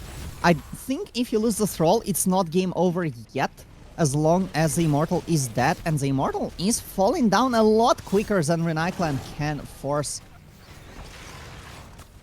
their You can opponent's probably Immortal to die. try Barnaby that. get engaged on, there's the Light Bombs, there's the Ring of Frost goes wide, but here comes the Kira, and there's the kill on Zavalas. This is very important, and I think they can just go into the court. Yep, I think so as well. 3 members of the enemy team dead. The core is on 12%. Five members shouldn't have any problem in finishing this off. It looks like it was a very client are going to go 2-0 up as several of us already leave the game. Well, we're still here. We're still there. Okay. I was like, why are all the casters leaving the game? I don't know. But there we go. GG. Renai My clan. internet is really hoping for Sigma Males to win this fight, but unfortunately I don't think that's what's happening, right? No. No. That is it in the end of the game. I mean, again, Sigma Males had no structures left at the end of it. They were behind on it, on kills as well. They were behind on XP for most of the game, but it wasn't so one-sided in the end. There was an opportunity there, just a little bit too little too late. Renai clan had too much of an advantage before Sigma Males managed to get their groove on. One talent I really want to mention right now is since exposed from the Johanna, reducing the healing received by 35% and basic attacks refresh the duration of it. Was a very big deal into the Rega Ancestrals and the Haka self-healing and the Frost self-healing and the Alpha self-healing, so I think it was a very good choice. Generally I'm not the biggest fan of the talent, but I think into those melees who rely a lot on the self-healing, it really made a big difference for Renai clan. Being able to kill those Alphas, kill the Frog, kill the Haka, and make sure they are not just healing themselves up over and over again. Yeah, you could see how frustrating that was, right? I mean, one of Dahaka's main abilities is to heal himself, and 35% is a significant chunk lost there. Yeah, very, very impactful. And well, Sigma Males now up against the wall here. And I don't think that now is the time to bring up something off the wall, because it feels like they've already tried to go for it on Battlefield. This 4 melee comp, not necessarily too common, not necessarily too played. Feels more like an attempt at cooking. Unfortunately, falls through a little bit, and now they have to fight for survival. You say that, but I think they've got something up their sleeve, because unlike most teams that choose first pick, it looks like Sigma Males know what map they want. for this final match, potentially final match, I should say. I've seen my fair share of reverse sweeps, starting with Volskaya Foundry. Of course, the Russian-speaking team would pick Volskaya Foundry. Also, that does mean that maybe, hopefully, I will have a better connection, considering that I can literally look out of the window and commentate on those fights. Unbelievable. Yeah, maybe you can, right? I'm not sure. Maybe it's all that snow affecting the internet out there. I'm not sure. It's been miserable here. Anyway, looks like everyone's coming into the lobby now. Is there anything that we might expect which could be a little funky from Volskaya Foundry? I mean, I'm Good. going to go on a limb and predict a variant ban and a Tyrant ban. I know Yeah. that's a little bit Yeah. daring, but Sticking your neck out We'll there. We're thinking also- murky. I also believe Chenman is definitely something to think about on this map as well.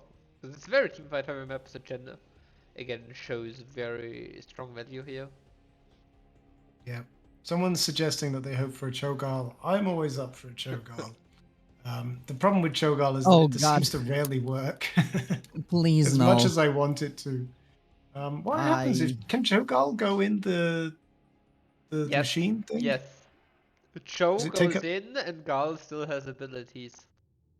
Really? Okay, I Yes. didn't know that. I've not. I wasn't aware. Not had that interaction. That's how Oh, Cho'Gall wait. works with vehicles. I haven't said the most important thing yet. Hey guys, you know how I'm usually coming through and asking to put me on a team? Well, nobody offered me a place on the team, so I've made my own. And now what I'm looking for is substitute players. If you can play in Season 26 of Heroes Launch as a substitute for my team, likely in Division 4. Speaking of, there are signups for Season 26, ending on January the 6th? The 5th? I don't know. One of those two. Either way, make your mind up, sign up as a team, as a solo player, as a partial team to get fielded by a few people, only 3 of which will show up. And yeah, have fun with launch. If you Really like what's selling it happening there, out there, Yosh. and if you want to one day take part in it, maybe as a player, or if you're not lucky enough to show up on a launch final as a caster, hello. But yeah, looking for substitute players. I am going to need a lot of them. Yeah, I mean, he won't be the only one as well. You know, I mean, I imagine most people here are either participating in Heroes Lounge or have done in the past. But if you are finding us for the first time, would definitely recommend signing up. Best way to play the game, in my opinion. Is it season 26 already? Yeah. It's season Yep. 26 already. My God, we've been One doing for this each too letter. long. It's been going on for All a right, while. I forgot the most important part of the sellout. Find us on heroeslaunch.gg because otherwise they won't actually find us, right? Yeah, heroeslounge.gg. We see If Mr. you're not Swift gonna stay the site, exclamation point sign up as well to get all the information you need on the respective dates and how to sign up.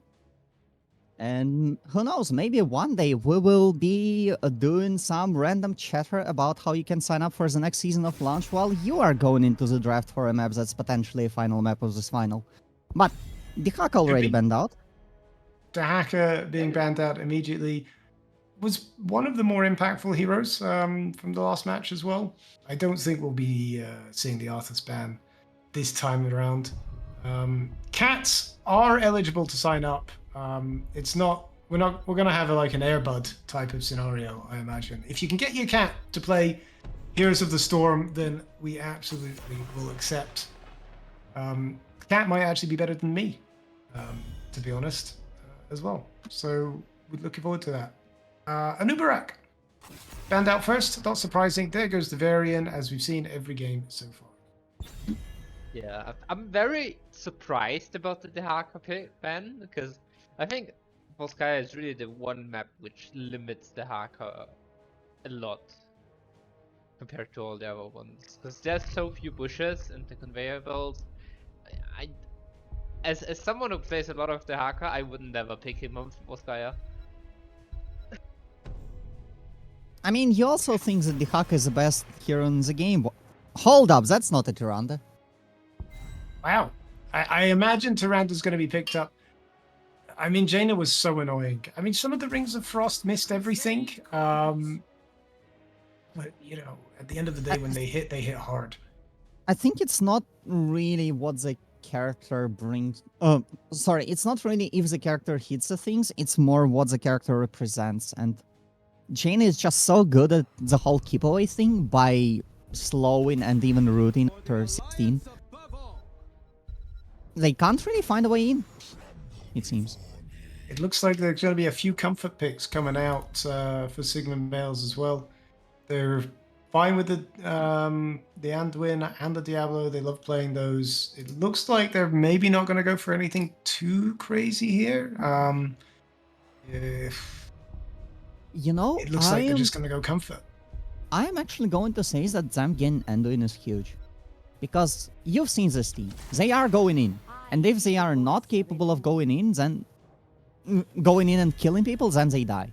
Anduin is very good at preventing that, and here, picking up Anduin on the side of Sigma males, I think that will increase their survivability in the fights by a ton. As much as Rhaegar is a good healer, just the ability to get people out of the situations where they really don't want to be in is huge on this particular team with this particular playstyle. Yeah, absolutely. But there's a tall order ahead of them as Tyranda's been picked up on the side of Renai clan. Tyrande, who during the normal season has a 100% win rate with 10 picks. Formidable hero. It seems like Renai clan love playing with her. Speaking of formidable heroes, Chan is being banned, as is Junkrat, and I guess now, as that they actually picked it, it's time to ask, what does Tyran bring to the table? Why is it such a good pick? Offer you a stun and some minus armor in these trying times. That'd be nice, actually. Tyran is not the best healer in terms of healing things up, but with Elune's Chosen, she has surprisingly a lot of single target healing, while with the armor reduction and the stun, she's very strong in terms of one-shotting stuff. Hold up, that is a Sylvanas pick. I haven't seen this one in a while. We also do see a Hogger. It's also a very uncommon hero in Division 5. I mean, Division 5 is very interesting because most teams fall into two brackets. Either they have a players that plays Hogger and plays Hogger, or they just ban it. In this particular case, we've seen that as the years moved on after Hogger has been debuted, people are starting to forget, so the Hogger enjoyers are starting to rise up as well. I have to point out Parnaby speaking Sylvanas. This player on this particular character was a menace back in the day. For a while, he had a self-imposed challenge of not picking Sylvanas at all, but now you're down to get swept in a match, and all of the guns are coming through. There comes the Sylvanas. There comes Parnaby on the Sylvanas. Will he split push all the time? Yes, that's Parnaby. I mean, let's see how to deal with it. We have Reina Chromia to strong range DPS. We also see the Hogger on the side of Renai clan, so that's definitely a very strong draft coming out. On the other side, Sigma males, they have the Anduin Diablo combo.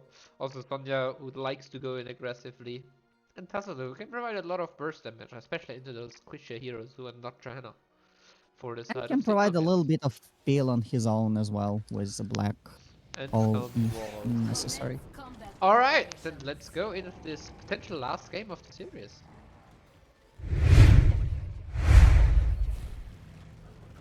Absolutely. And then in the blue side, with Renai clan, we've got Komon, Crony, Ekals, and Raynor Cabal playing the Hogger, Animon on the Tyrande, and Ibis on the Johanna.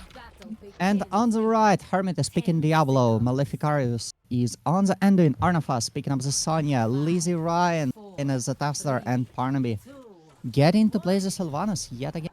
Let the battle begin. Yep, could be the last game that we see in this best of 5 series, our Division 5 Grand Finals here. Who will be crowned Seasons 25 Division 5 champions? we could be just one game away, or will Sigma males make it a potential reverse sweep?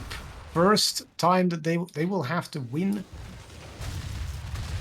every game from now on in order to get there. 25 is 5 squared, so this particular victory is more important than anything else this season. Yeah. The maths doesn't lie. That's just for the sure. numbers. That's just the numbers. You know, wait it's for going to the be season difficult. 49 Division 7 finals. That would be great. Yeah, absolutely. As normal, you know, you'd expect Sigma males not to be fighting too much with the Diablo. Just wants to get a few souls under his belt before he becomes that tanky menace. And Sigma males, yet again, faster on the camps. We see Barnaby immediately moving on to the fortification camp with some arrows, just stunning it down and making sure that they have as many turrets as possible. Yep, looks like everything's already done. I would say on the bottom lane as well, that Sonya was bullying Hogger. Hogger almost died in the bottom lane trying to do that. So that is going to be a rough day in the office for the And Hogger back there. for more! One more? Interesting Arnafos, will you be strategy able here. to find it? Yes, he will. That's going to be our first blood. Here comes and- an owl. No, okay, the owl doesn't quite do as much damage at this point. Hold up there. wait for a little bit. Let the owl get a little bit stronger, and then we'll see some things coming through with it. I'm sure of it. Barnaby, meanwhile, moving up to the camp, yet again scouted by a owl Tyrant, bringing up that value. Just making sure that they keep tabs on what their opponents are doing.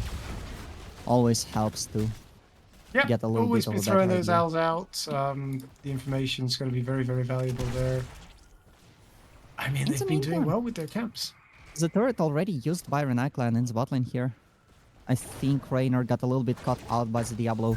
I unfortunately was not looking, but it seems like that's what is happening. The siege camp was taken but wasn't captured, which means that they will try to delay it for the best time possible, and the time is now. 16 seconds on the clock before the first control point unlocks. Note We it down, do guys. s- 16 seconds, the optimal time to obtain that. The objective here is so hard to capture, I find. It's so annoying as well. And the first one, maybe you get a wall out of it on a good day. So not going to be the end of the world either way. You're posturing between mid lane and top lane. Unfortunately, 16 seconds. Check it out, chat. Not necessarily the best timing because Renai clan get a pretty easy defense, and now it's their camp that gets to push in and get some passive value while they are trying to fight for the objective. Barnaby leaving the point, 20% on the cap, but Hermit is here to pick up the pace. It is contested, but the percentage is still counting up in favor of Sigma males. Arnafos. Going for that healing reduction again on this match as well. Maybe they just really like that talent. I mean, it's very, very annoying. I mean, it also helps quite a bit, right? We do see Sonya who can lifesteal back quite an amount. We do see Anduin, of course, with some pretty big heals of his own. Cabal trying to trade with Barnaby, but Barnaby seems to be not necessarily losing in that trade. In the meantime, Sonya putting down the damage in the bot lane. And Sigma males, I think, are coming into this game a lot better than they were in games number 1 and 2, where It does look a little bit more convincing. It seems like they know what they're doing on this map. It looks like they're comfortable with it. We'll see, you know, it's only 4.5 minutes into the game. Everything can change, but it looks like the heroes, you know, the Sonya's doing well there in the bottom lane. They've had to bring the Raynor down because Hogger just wasn't able to cut the mustard. You know, as we've got this as well, we say that, but Renai clan have got to 99%, and now it's the overtime. We have a huge pull over there on the Tyrande. First hero to go down. Huge pick off as the Chromie falls shortly afterwards, and it could be more. And have to point out the temporal loop actually not saving her in the slightest, just providing Barnaby with an easy way out. 4 people hit the floor on the side of Renai clan. Equals the only one left to pick up the pieces. 50% on the capture, and slowly but steadily going up. Hermit trying to dive in, and there comes Barnaby. Black arrows to disrupt Slain. the fort, and there goes the Rainer as well. This is an entirely different Sigma Males that we've seen at the beginning of the game so far. They've got level 10 by a level and a half now. They're going to potentially pick up the objective here too, except, you know, many of their heroes are quite low at the moment. It looks like Renai clan are going to be back potentially in time to challenge this, and they undo all of my effort as I say that, as Diablo goes inside the... What is this thing called? As a Triglav Protector, because A there's Triglav nothing Protector. more Russian than the Protector destroying things. Yes. We do Of course, see Triglav. Sonya picking up the turret in the meantime. Gonna take this early, gonna take this often, and the Protector actually chunking down the Chromie pretty hard. Yeah, Also, I mean, Sylvanas Triglav pushing up Protector top. already taken a huge amount of damage already. Not that strong at this point in the game. Oh my god, look at that! That was a huge line explodey thing. I don't know what the abilities are of this. I mean, Uh, the Triglav is taking a lot of damage, but it doesn't matter. It's an extra health bar. Like, they still need to get through a whole Diablo afterwards to get a kill. In the meantime, Cabal gets got out in the mid lane, and Sigma Males up 7-0 in terms of kills. Far Yeah, cry from games 7-0. number 1 and 2. level and a half ahead at this point in the game. They've got the front wall down on the bottom lane as well. They've got one fort. This is probably what they were looking for in the other games. They just weren't able to get the heroes. And look at the ultimates. It was not enough to just have a composition that goes for an engage. You have to go in even harder. We have the Apocalypse and Veiling Arrow to make sure that nobody has any ability to escape. There comes the Apocalypse. Doesn't actually hit anyone. The zoning is the important thing here. Listen, Ryan losing a lot of health, but managing to stay far enough away to stay alive. Barnaby using the E to escape, and nothing gained by the side of Renai clan. How did no one die there? That was... I thought Sigma Males were in so much trouble. So many heroes were so low, and just the last 10-20% weren't able to get picked off. I think Sigma Males quite lucky to get out of that unscathed. Well, it can be luck, it can be skill. The difference is somewhat blurred, especially if you talk to the players themselves. But for the now being, nothing changes. They are still ahead in a pretty major way. I think that's what, a level and a half of difference in between the teams, and they are now posturing to try and potentially pick up the fort up top. In the meantime, of course, Barnaby continues to split push. Arnafus continues to get all of the values that he can on the Sonya, winning the offlane matchups against both the Hogger and the Rainer. Yeah, that offlane has been a weak spot for Renai clan so far, and they're feeling the pain from that. Hogger now against the 2v1. If it wasn't hard enough with just the Sonya, Sylvanas as well making life difficult, and that bottom lane has taken so much damage. There goes the entire wall, half of the health of the fort.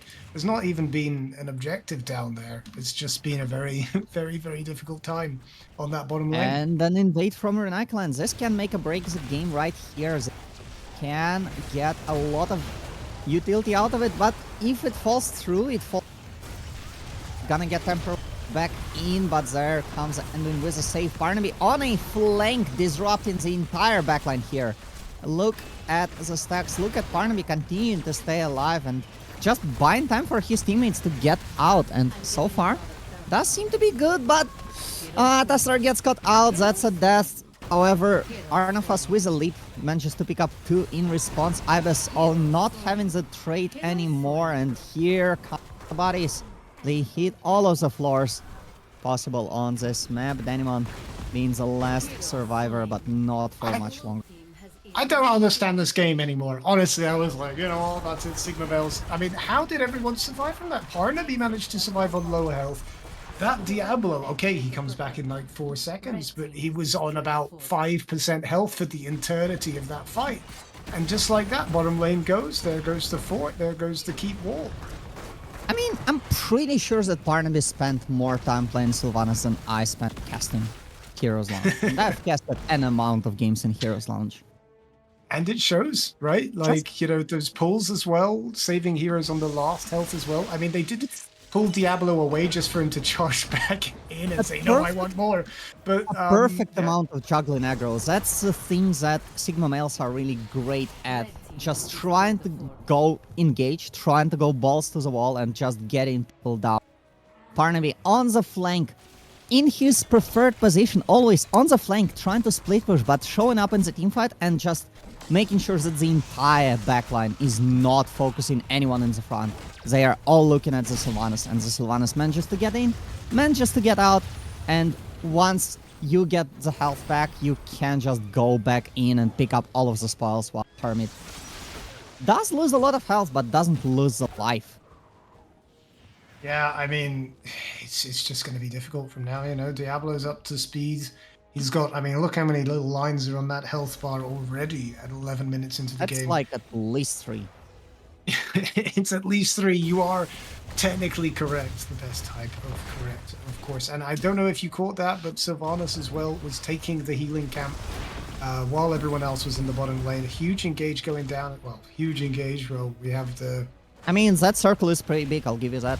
It's a very big circle. Look at the size of that circle as it goes through absolutely nothing. That'll be back in 80 seconds now.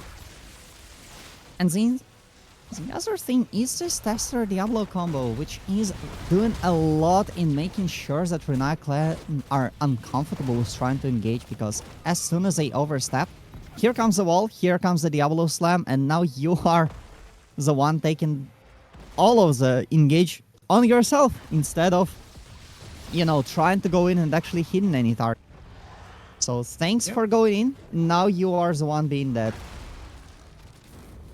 Sigma males do need to be a little bit careful here. They don't have their Sylvanas. Sylvanas, as usual, is trying to catch as many camps as possible. I mean, It what's looks as impressive?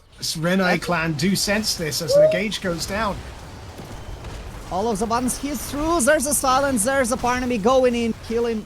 No, actually not killing. The Tyrann comes through with the heals. However, in the meantime, while Barnaby is going even in a 1v3, the 2v3 is not as good for the side without the numbers advantage. We do have both.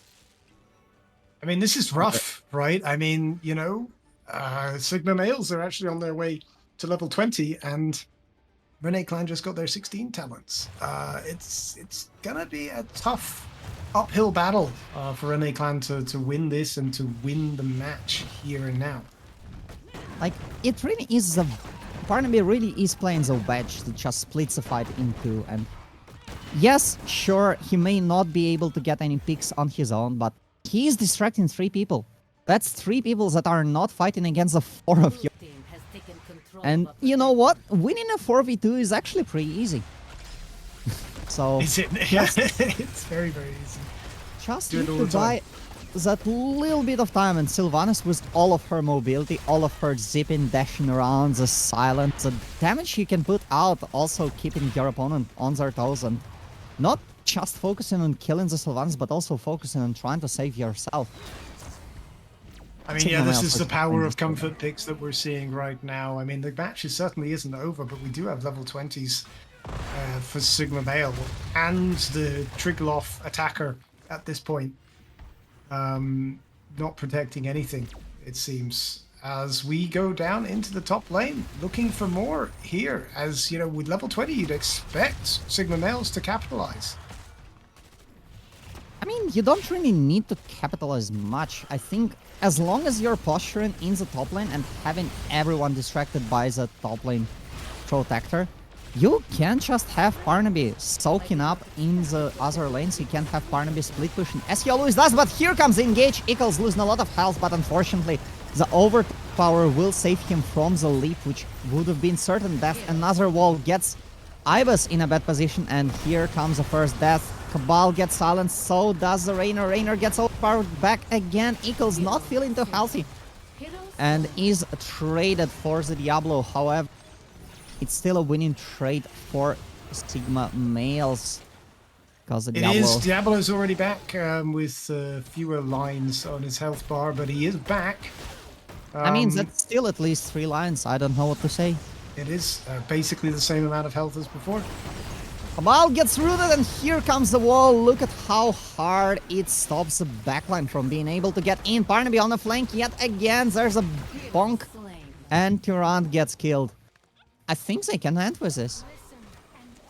I mean, 3 members are down. I mean, 2 of them are going to be up within the next 15 seconds. So it's going to be a 4v5 on the core, but with level 20. I mean, if they lose Chromie here as well, this is going to be rough.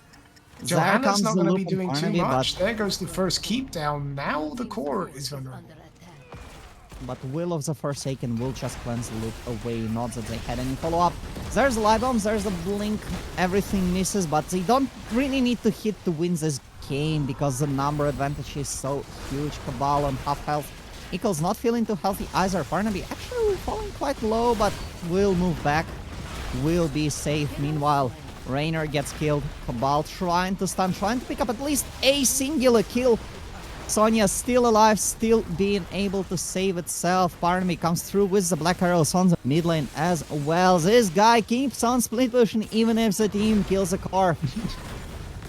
And well, always I be mean, attacking something other than the rest of your team. It seemed clear that the core was maybe a bit too much of an ask halfway through that fight. So if you're not going to get the core, at least get another keep.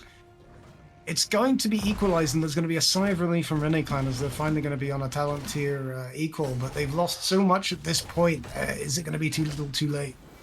I mean, they're not at level 20 yet. There's still potentially time to try and force one less level 20. However, Renai clan seem to be playing it really safe, and I think they should be. 19-3 in terms of kills. I think the best way you can teamfight as Renai clan is just trying to bunch up in one big ball and kill whoever's trying to engage on you first.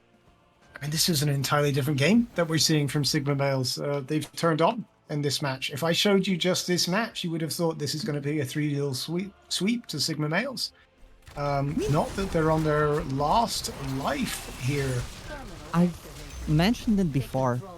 I think the most important pick of this draft here is Anduin going to Sigma Males, because he does allow them to go even more reckless than they were before. If before they were trying to keep themselves a little bit back because they can't be sure that they will be safe, and if they're not safe, they are dead. Now here's an Anduin to pull you out if need be, which does give them a little bit of a self-confidence boost, which is really all you need to go for those plays to really unlock this team's playstyle. You really need all of the confidence, all of the totally agree power. with you as well. That pull has saved them so many times. It was just that little bit of disengage almost that they needed in order to keep themselves alive, and it seems to have made a huge difference. I mean, alongside, the Diablo has been a great pick And as here well. comes I'd say very yet impactful. another engage. The black hole comes through, and the leap on Eagles. The Raynor is falling quite low, but not as low as the Hogger does. There comes the kill, and the fight was yet again the front line is just not being able to fend for themselves while the backline is preoccupied with something else. Eagles falling through as well. Now that the front line is not here to tank, the backline just gets blown up, and Arnafas looking for a way to get an extra engage in, but I don't think that's necessary. As the 3 members down, there. you've got a massive wave coming in here with Barnaby going in? No. Barnaby going in and going out as well, as the rest of the team, other than Hermit, are focusing down on their core. Will it be enough? It looks like it will, 100%. but it's not falling quite as quickly as they probably would have hoped. It should be fine as the 40. Chromie's almost dead as well. 30. And here we go. It's officially a series, guys. We're going to game 4. Going to game 4, guys. That's it. GG. Huge mental barrier to get over from Sigma Males to come back. They chose the map. They were comfortable with this map, and you can see why. Yeah, definitely very strong game coming out here from the Sigma Males. Do you think that was a map preference, or was it the heroes that really made the difference here? I feel like it was the heroes. I feel like Renai, even though they got the Tyrande, I feel like on the other spots they were not that strong compared to the Anupu cocoons. It's the massive cocoons and stuff like this. I feel like more Cabal and Hogger also quite struggled into the Sonya. It's usually not that big of a win for Sonya in the 1v1 on the solo lane that she straight up kills Hogger early on in the game. So I think, Mm. But it was also that I feel like Sigma Males, they got what they wanted. Pawn Beyond Sylvanas and Tassada Diablo, very classic combo, very strong together, and Anaphas with those Sonya flanks, and of course Anduin just being Anduin, being like, hey, my team's about to die, I'm gonna pull them out. Look, they're fine. So what would you do? You know, the side of Renai Clan, you see that the tables have turned quite massively in that last game. Are you changing up your bans now? Actually, no, let's start earlier. Now you get the choice between first pick and map pick. Yeah. Maybe you just try to prioritize that Anduin, right? Could be one of the options available. Or you finally pick a map that benefits you yourself. Unlike Sigma males who have gotten their choice of a map in the previous few games. It doesn't seem so often that we see a map pick, and then when we do get a map pick, you know, that it really materializes in the decisive nature that we just saw. I mean, we've just seen 3 map picks from No, Battlefield was picked Sigma by males Renai. in order. Yeah, Battlefield. Oh yeah, Battlefield was also Battlefield was picked by Renai. Renai. Oh, Yeah, you're fair right. enough. That was my gaslighting attempt for the night. Yeah, will be it's- here all weekend. yeah, exactly. So, I was like, am I going insane here? But no, absolutely right. It's now on Renai Clan to make their choice, and they want a 5-minute break.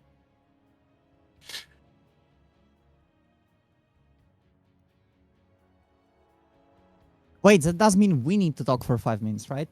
We have to. We're- Can I not get a 5-minute break? I mean,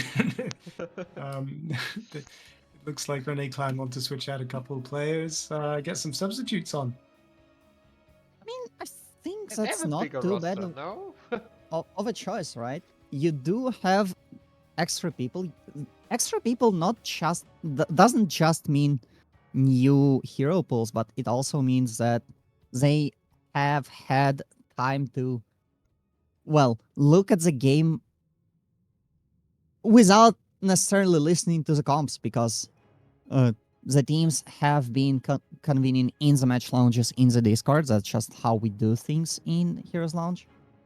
So they are not only bringing up fresh hero pools, but also a fresh perspective. Yes, Yeah, especially it could like, make all the difference. An extra Okay. pair of eyes always helps, especially considering the echo chamber nature that is brought up while you are discussing the things with your own, to someone who has just come in with their own take on what has been happening earlier. The other side of that, of course, is if they've warmed up, right? You know, you've got a Mhm. couple people in that team which already have 3 games under their belt. They know what they're doing. They sort of familiar with it now. Coming in halfway through a series isn't always the easiest thing. On the other hand, Renai Clan still have that extra game of breathing room need be, because the scoreline right now is 2-1. We are playing best 2-3, so Renai Clan really only need to win 1 game out of that. Yeah, Which you one say was it? that though. You say that, but you know, Is we get 1 that game of breathing hard? room, but you lose that game, right? And now all of a sudden everything's on the line, right? And then Yeah, you're like, oh my it's god, fine. it's You gonna be a swap reverse back sweep. the other 2 people. you need to play as though this is your last opportunity here. You really do need to go for the win. You can't be thinking, oh well, it's okay if we lose. Things can snowball quite quickly. yeah, especially the momentum is then on the side of Sigma Mills being like, yo guys, we were 2-0 behind, now we're 2-2. Let's get this last game in as well. I mean, I think that's another reason why this break is so important. You have just seen a momentum shift. So by taking this break, you're not allowing Sigma males to roll with it. You're stopping it. It is here. We have a break. We can't just mentally reset after this loss, especially considering that we're bringing 2 new people who haven't had the experience of being in the call, experiencing all of those wins and losses fresh, and can't just look at game number 4 as a game number 4 in vacuum without trying to think that, the enemy team is now beating us. That is bad. We should be winning so easy. No, they're just coming in. That's game number 1 for you're just playing fresh. You're playing this as a normal game of Heroes installment for some people who can be susceptible to tilt, that is a very good call to just swap them out. Yeah, never underestimate the tilt. It can absolutely happen as well. Obviously, we want all of our players here to be having fun. That's the point of Heroes Lounge as well, but it's just mentally a bit taxing to take too many losses in a row. So it's equally impressive from Sigma Males to come from that 2-0 down, to take that game, not just take it, but in such a decisive manner. It makes you feel, at least on Renai Clan, like, hey, you know what? Maybe we could have got a bit too complacent, and maybe we need to change up what we did. And honestly, considering they are swapping out two people, there probably will be a big switch, not just in their characters that they will play, but also in the characters that they will ban. So far we've seen an emphasis on variant, and the Haka banned out in 2 maps out of 3 so far. Yeah, you can't ban everything. And one of the things which were very scary, at least in the first game, we saw, I think, Tyrande getting banned out as well. That's the first time, at least from the regular season, that Tyrande has lost. Here, these people can bleed, right? These heroes, they're not infallible if you have the right composition against them, and maybe you need to start targeting heroes which are going to help out your own composition more rather than worrying about these statistics. In the meantime, we have a new piece of information. First pick is chosen by Renai Clan, which is immediately answered by an Ultrac pick on the side of Sigma Male. So we're going to the pass from one snowy map to the other. I mean, there's only 2 snow maps, so I'm not sure what the strategy is here for Sigma Males to win the map number 5, but at the very least. I don't know about your teams, but mine absolutely hates Alterac with a passion. So I don't know why anyone would voluntarily pick the map, but let's see why. Maybe there's something behind that. I mean, it is a pretty simple map in terms of macro, I think. It's a relatively simple map to call for the 4-man, and it also is big enough to allow Parnaby to get all of the value from the split pushing that he always does. At the very least, in my experience playing with Parnaby, of course. Well, do you think we'll see the Sylvanas ban as a result, or is it Barnaby, which is more dangerous than the hero itself? I mean, the Sylvanas is a very scary character that we have seen paired up with Barnaby for ages, and, well, he has been making a conscious effort of not playing Sylvanas much. But I'm honestly more interested in where the Anduin will end up going. Because swapping Anduin to the other side was such a huge momentum shift, because he also not just helps boost up the consistency of the balls to the wall playstyle of Sigma Males, but also is so important for the keep away game plan of Renai Clan. Maybe if you're Sigma Males, you just ban it, right? Like, can't let them have first pick with it. The annoying thing is, as Sigma Males, you kinda can't ban the Anduin, because then they will get a Tyrande. Of course, you have won against the Tyrande, but it's still a very powerful pick that they are very comfortable. No doubt at all about that. It's going to be very difficult. What do you do if you really want the Anduin, but it's going to be such a contested hero.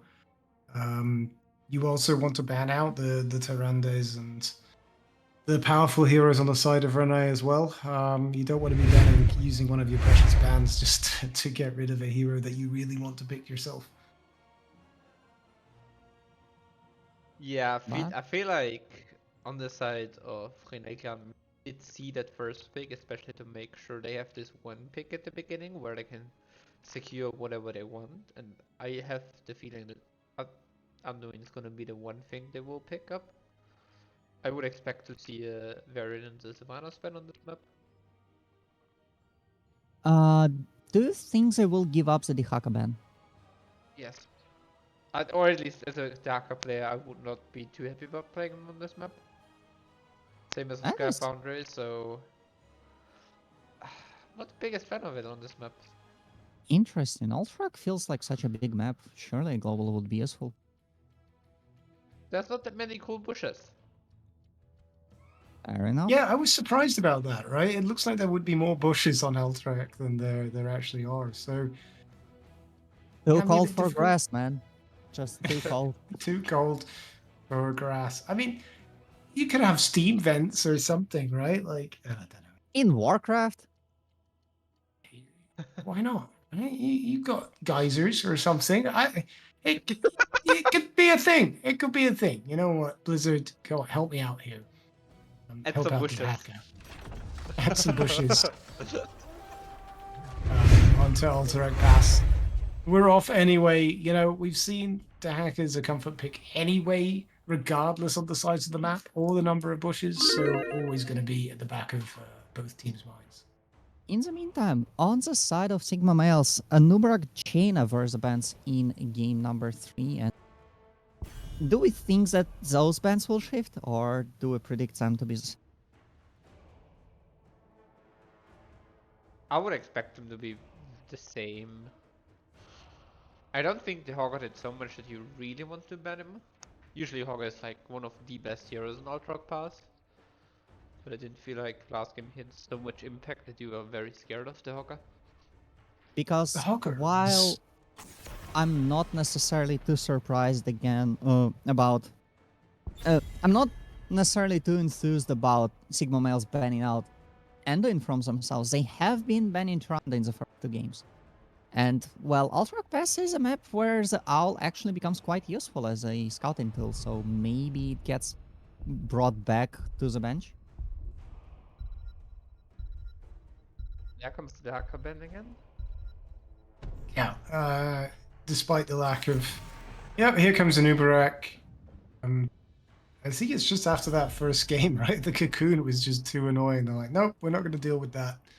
Don't want it for the rest of the match. A cocoon is just such a good disruptive tool for the engage.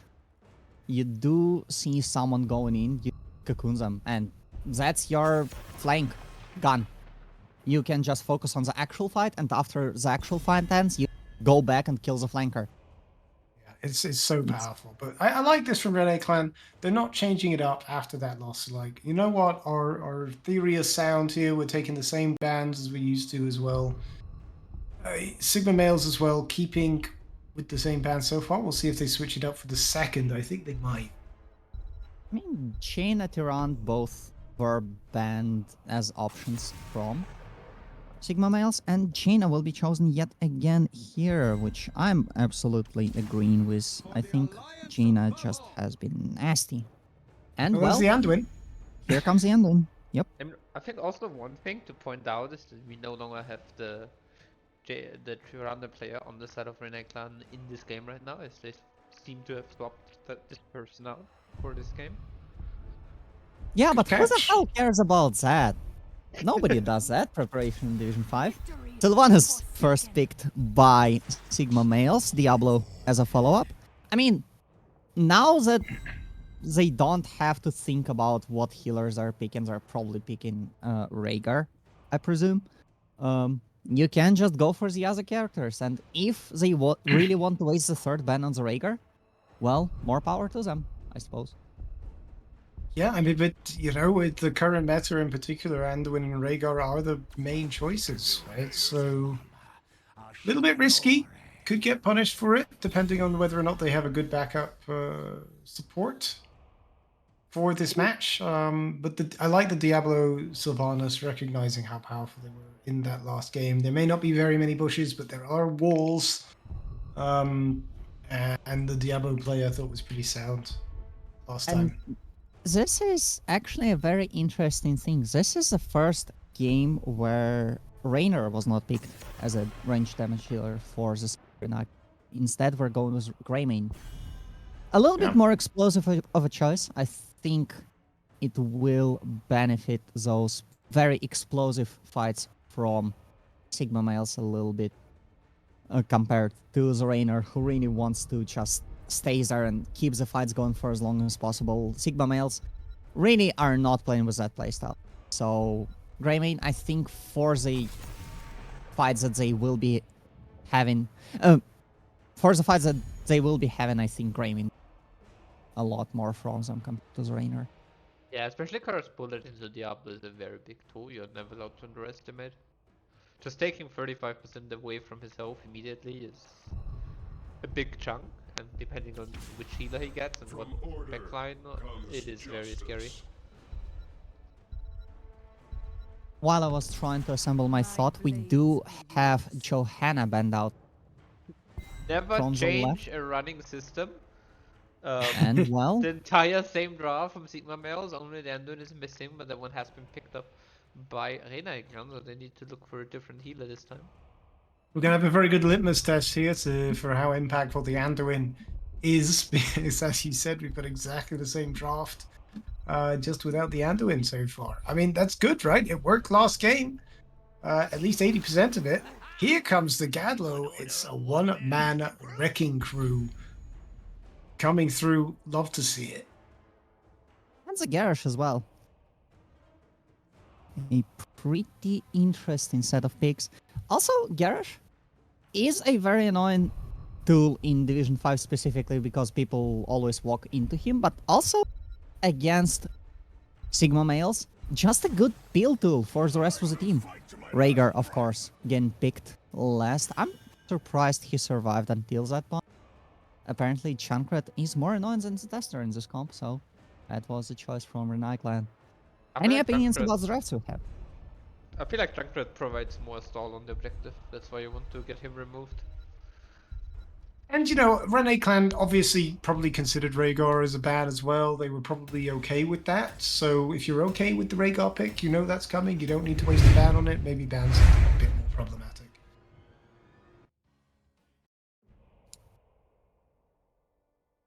Well, I mean, I'm a very big fan of the Garrosh pickup from the side of Renai clan. Very good is the Diablo, and now with Anduin not being there, the throws get even more impactful.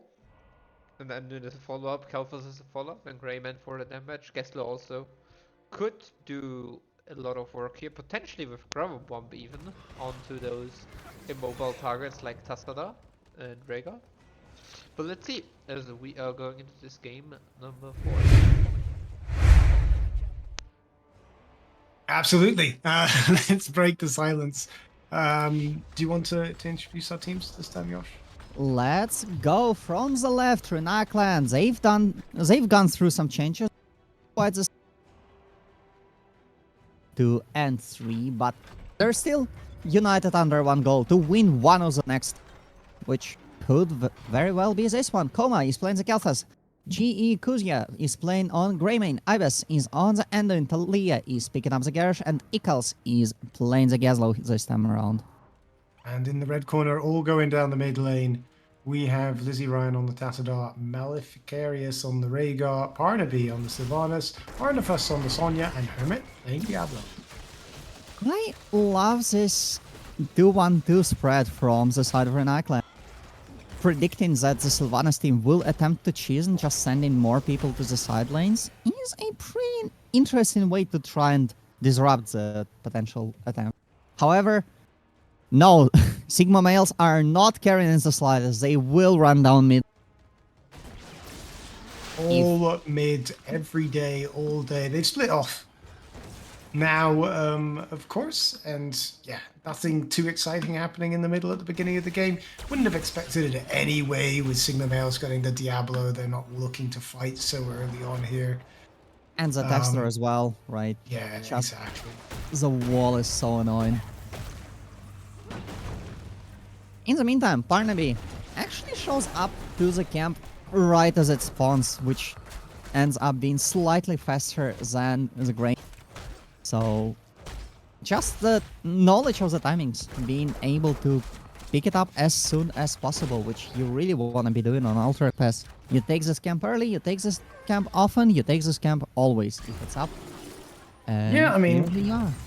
This map is pretty big all round. The objective doesn't come so often, can be really annoying and takes a long time to capture. So these camps are going to be the small incremental progress which is going to decide this game for a large part. And well, it's also the only thing on the maps that you can pick. If you get Gotta it do out something, of... right?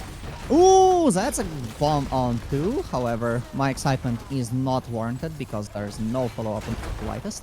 Barnaby gets queued by Talia. Unfortunately, the throw goes a bit wide, but no one really is hurt, so there's no reason to continue talking about it. Good cleanse there about the Rhaegar as well. I mean, it was a little bit telegraphed, but probably will be needing that quite often as the game goes on.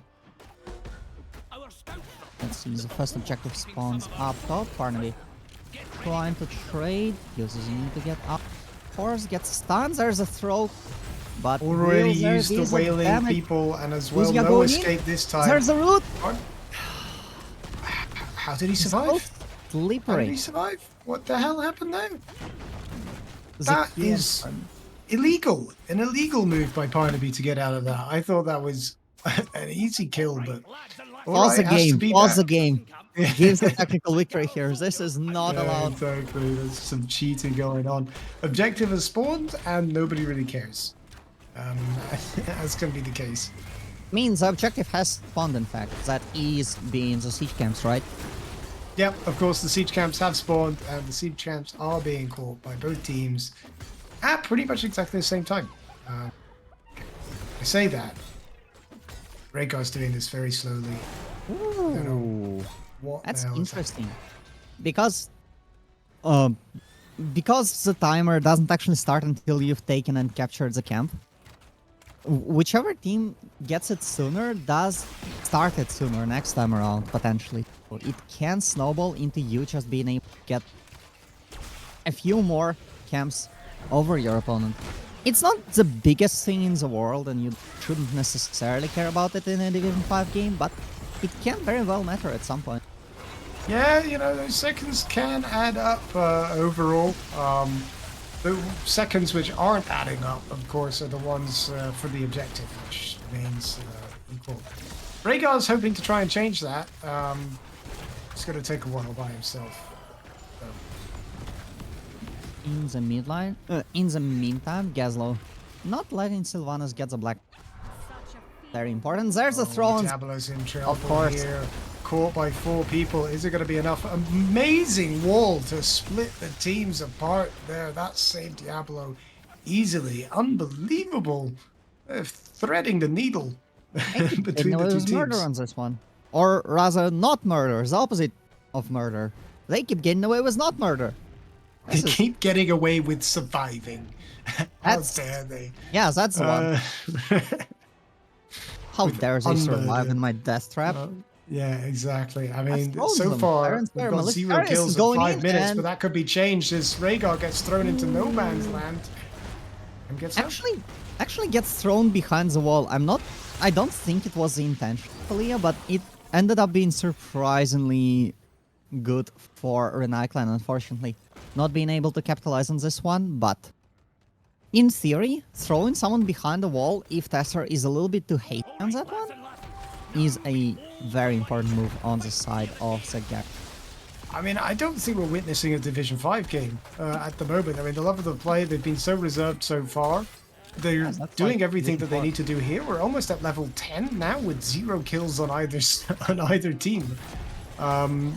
Very, very impressive play so far. There comes the level 10, there comes the leap, and the Balin arrow misses, but everything else connects. Greymane falls through, there's an engage to Leah. However, Garrosh being able to walk out, and well, all 5 ults are clicked on the side of Sigma males. They do get the kills, they do get the initiative, but They got level just 10. one They knew what to kill? do. They were listening to me, of course. Yeah, they clicked all of the buttons using that advantage for level 10, and now they've got the objective ticking down for the time being. But, you know, with the death time is so small, the Renai clan have enough time to come back. And they also get Barnaby to push the top lane. We've talked about this. What does Barnaby do? He split pushes. There comes the black arrows. There comes the fourth half of his health. 2/3 of its health even are gone. It's never to be returned because there's no Abathur in this game. So long as it's not 100% of Barnaby's health, never count him out of doing some miraculous escape. Well, there goes the first objective. I believe this one is actually the Raiders because I think the names are different between side and the side. Are they? Okay. Then it's the Raiders, I guess. I don't know. Don't remember. I mean, it's Alliance Horde stuff. Who cares? I never care. I'm not a Warcraft fan, but doesn't matter. We do have Garrosh Unbelievable. being out of position and then getting pulled. The power of Anduin being shown there. It doesn't really matter as Anduin goes light back. bomb? Light bomb comes down, doesn't hit many The people cleanse, thanks to the however. good cleanse. And yeah, it's Despite a all of va- that, Garrosh first one to fall. It's a valiant effort from the side of Renai clan to try and stay alive through all of this, but unfortunately they just don't have the knife here. 3v4 doesn't quite work in their favor. And all that's Kelsen's- going down, and in the bottom lane, you've got Sonya just causing a havoc there as well. Losing almost 2.5 structures and the front wall of the keep in the middle lane as well. From one It's really the objective. front wall of the keeps that's the most important part here, because now gets what Barnaby gets to do.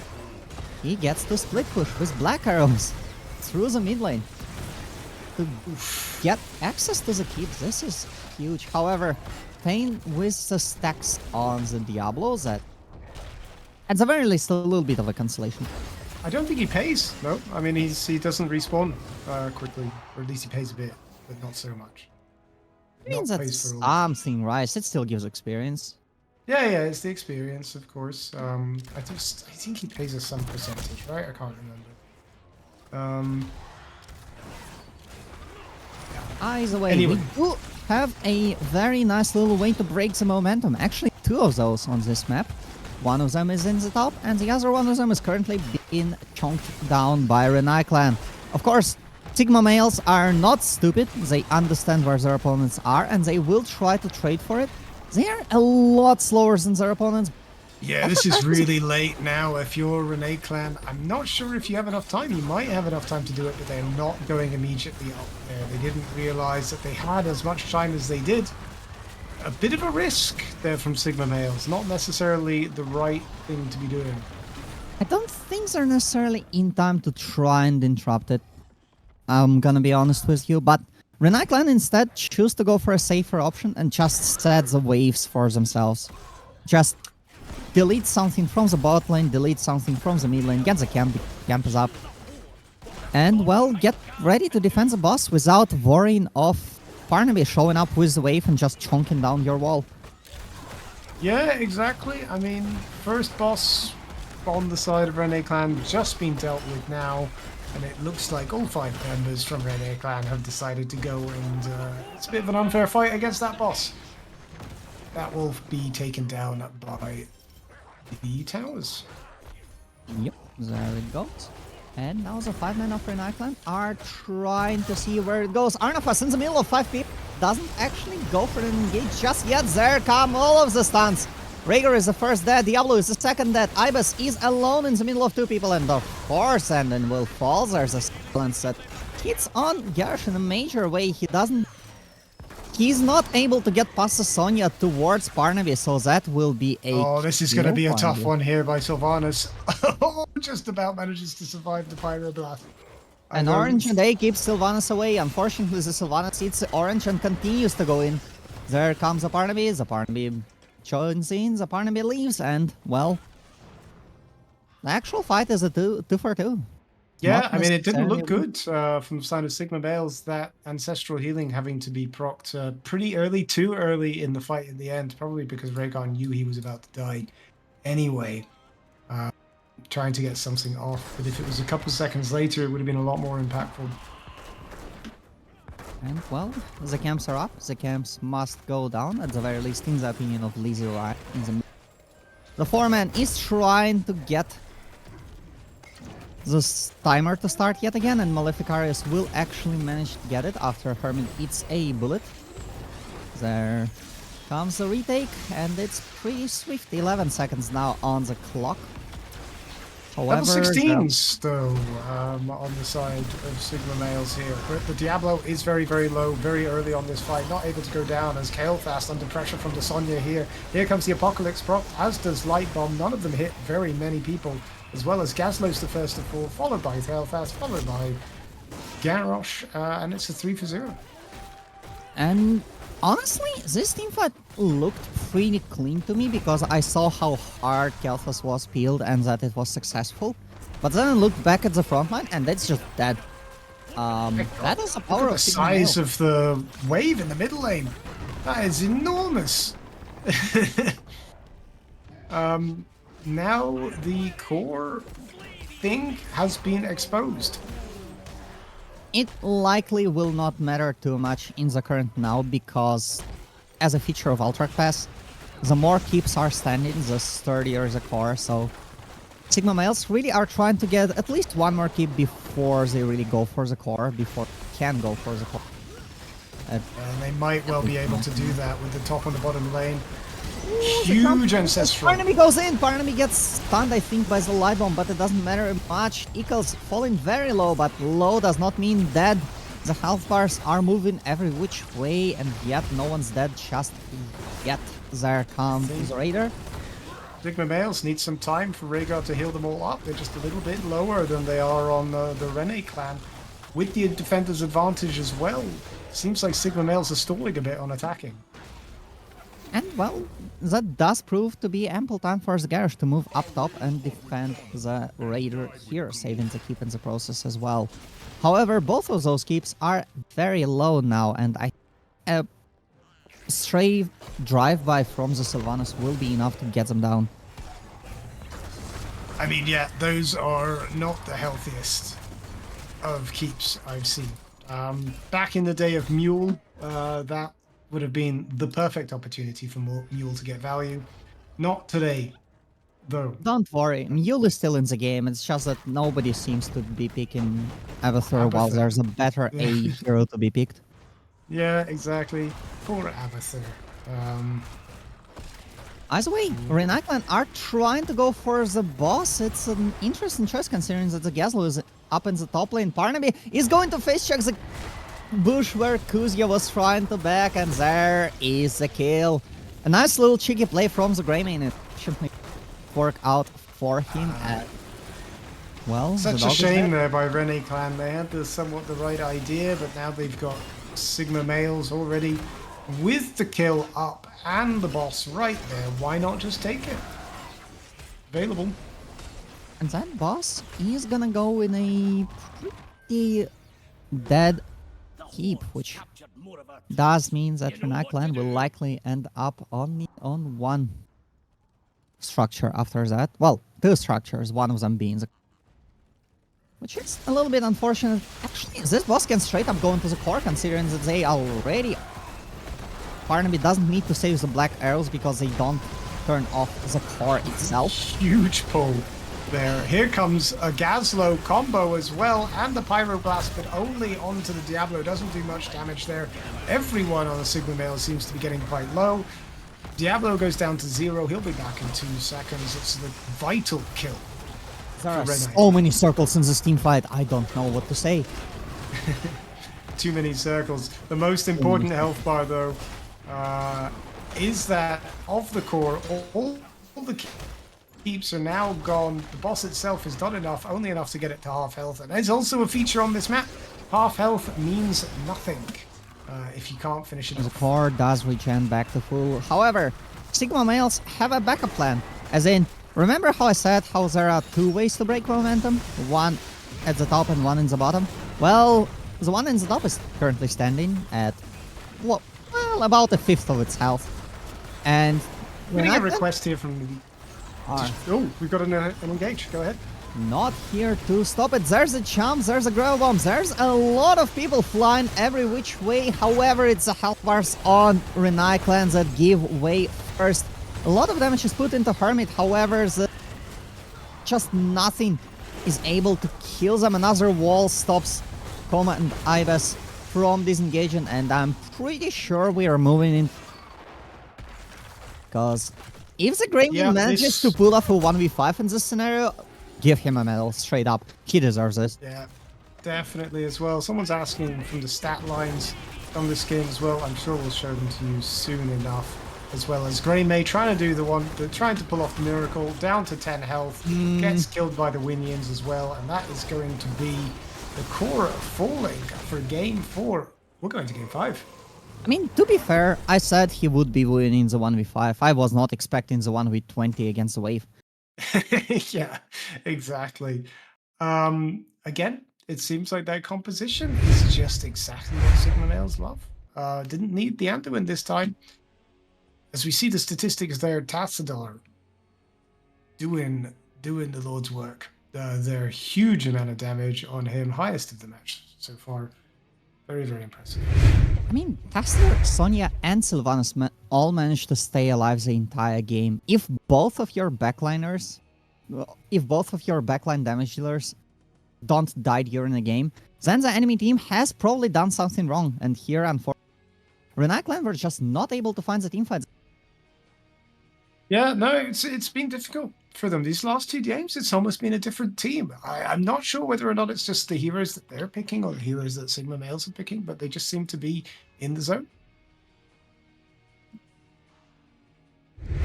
Yeah, definitely. Very strong game again from Sigma males, and can we please use the Valor spend next game? You tired of the Sylvanas already? Yeah. It's fine. I'm sure Renai clan will just pick a map where it's impossible to split or shot Sylvanas. Oh wait, they banned towers. Never mind. No, Towers over. is gone. First bad, I believe. Of this Yep. match. I mean, they clan know take what they're first doing, pick. right? First pick is taken yet again. Well, I mean, I was not expecting to be coming to game number 5 after seeing those first 2 games. I'm gonna be honest with you. But, well, the gloves are off. And so far, Renai clan were not able to find an answer to the might of Sigma males. Yeah, Cursed Hollow is going to be boy. the final game of this huge map. A lot of macro potential as well. Yeah, interesting one. It was always my favorite for the Lost Vikings, but I doubt we'll see that here. I mean, if you ask hard enough. If I'm pretty, please. It's definitely a very strong map for the Haka, so this is a hero I would expect to see here, as well as Falstad is very strong here. Savannah's. It's a big map again, so she can do her shenanigans on the map.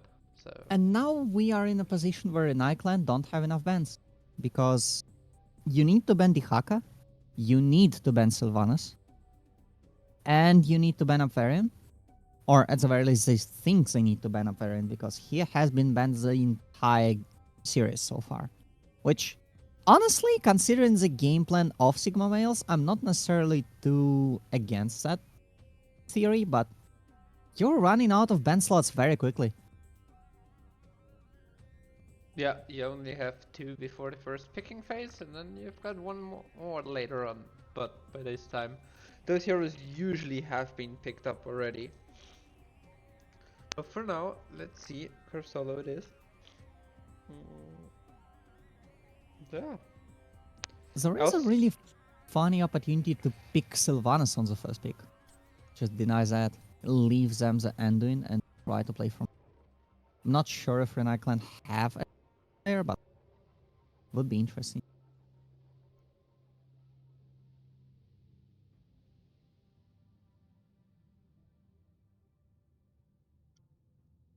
What else can I say? I mean, Sigma males have not really swapped their playstyle much or their composition from game 3. The only way to break it up is either, or at the very least, you've had 2 games played against it, and now maybe you can try to see some of the cracks, which I'm not necessarily sure if there are many. I have an idea in theory of how to potentially try to dismantle it, but I'm not necessarily certain if Renai clan will be able to exploit the weakness, because it's just so hard. We have mentioned that Sylvanas disengages at times were criminal, really, but yeah, but they should be illegal. Yeah, on the one side times. it's the Sylvanas who constantly got pressure everyone on the map, while also just surviving in those moments where she should just die, honestly. But then there's also the Diablo, who has been a very big nuisance in both games so far for Renai clan, because Diablo charges in, and there's not much they can do about him. Especially Yeah. after level 60. He just presses W over and over and over again, and with the heat damage reduction and the healing he gets and the spell power, he's very hard to get rid of. Yeah, exactly. And the Sylvanas, but the Sylvanas here on this map, less powerful as well, of course, as the objective does kind of overlap with Sylvanas's ability, at least one of them as well. And the other funny things that we've seen in the last two drafts from Sigma Males is that Tester Diablo combo, which has been instrumental in breaking up any attempt from Renai clan to set the record straight, so to speak. Just the walls have been nasty, and maybe even Tester should be trying to hit the ban list. You can't Sorry, ban Zombie everything. takes a lot. You can't ban anything, but they are banning Dahaka. This makes sense, a lot more sense on this map, even if you ignore the fact that it's been banned basically every game. Almost. At this point, lots of pushes, good global. Makes sense. Hey, I don't think that Sigma Males will try to switch thing up in the first ban phase at the very least. And I think they will just try to stick to this particular game plan that has worked as much as possible for game number 5. You've got a strategy that works. There's no need to stop and do something else just for the sake of doing something else here. Yeah. Arnav us in chat asking to not ban Dahaka, but alas. Yeah, I Yeah. know how much that will buy. Yeah, obviously. Tassadar being the main change in the bans that we've had in our game 5 here. Too annoying, too powerful. I mean, notably, that does mean that Varian is now open for the first time in the series. Maybe they are trying to make Sigma Males pick Varian, and then just they have a response prepared. In the Varian's been meantime, banned every single game. We don't actually know how impactful he's going to be so far. Yes, and Sigma we Males. don't know how Renai clan are gonna be answering it. For the meantime, Anduin is being picked, which is not too bad of a counter. For the Forsaken. Sylvanas picked immediately.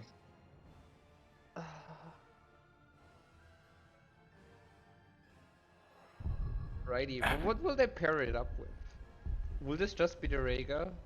Or I mean, honestly, just Diablo. slam the Varian if you want to. also works. Here we But go again. Chromie it will be. Wow, okay. Chromie works with both Varen and Diablo, so I don't think they're too forced into either one of them for right now. A very interesting thing about this is that now Renai clan will have to choose between likely banning the tank or the healer, because neither have been shown from the side of Sigma Male. My And blade. Sonya is picked up by Wow. themselves this time around. That Sonya and has Diablo been... from that side too. If you can't were beat them, saying- join them. Yeah, I mean, we were saying you can't ban everything, but you can pick some of those as well. I'm a bit surprised by the Chromie pick here. They must have some idea from Sigma Males, because I mean, the Diablo was working so well. Maybe they just didn't anticipate that the Renai clan would pick it. I mean, it wasn't just the Diablo, it was a combination of Diablo. With the Tester gun, Diablo does lose some amount of value, I'd imagine. Here Greymane comes being the banned Oriel out. Cho'Gall pick. Oh, fuck. Sorry. Huh? Anyways, I mean, we do I see was Greymane silent. ban, Please don't ban me. as we have both DPS slots open for the side of Renai, while Sigma Males, they only picked the 2 DPS so far. Yes, And, well, here comes a variant. Yeah, I mean- goes Varian. You can only ban 2 things, but if they let you ban a third, you...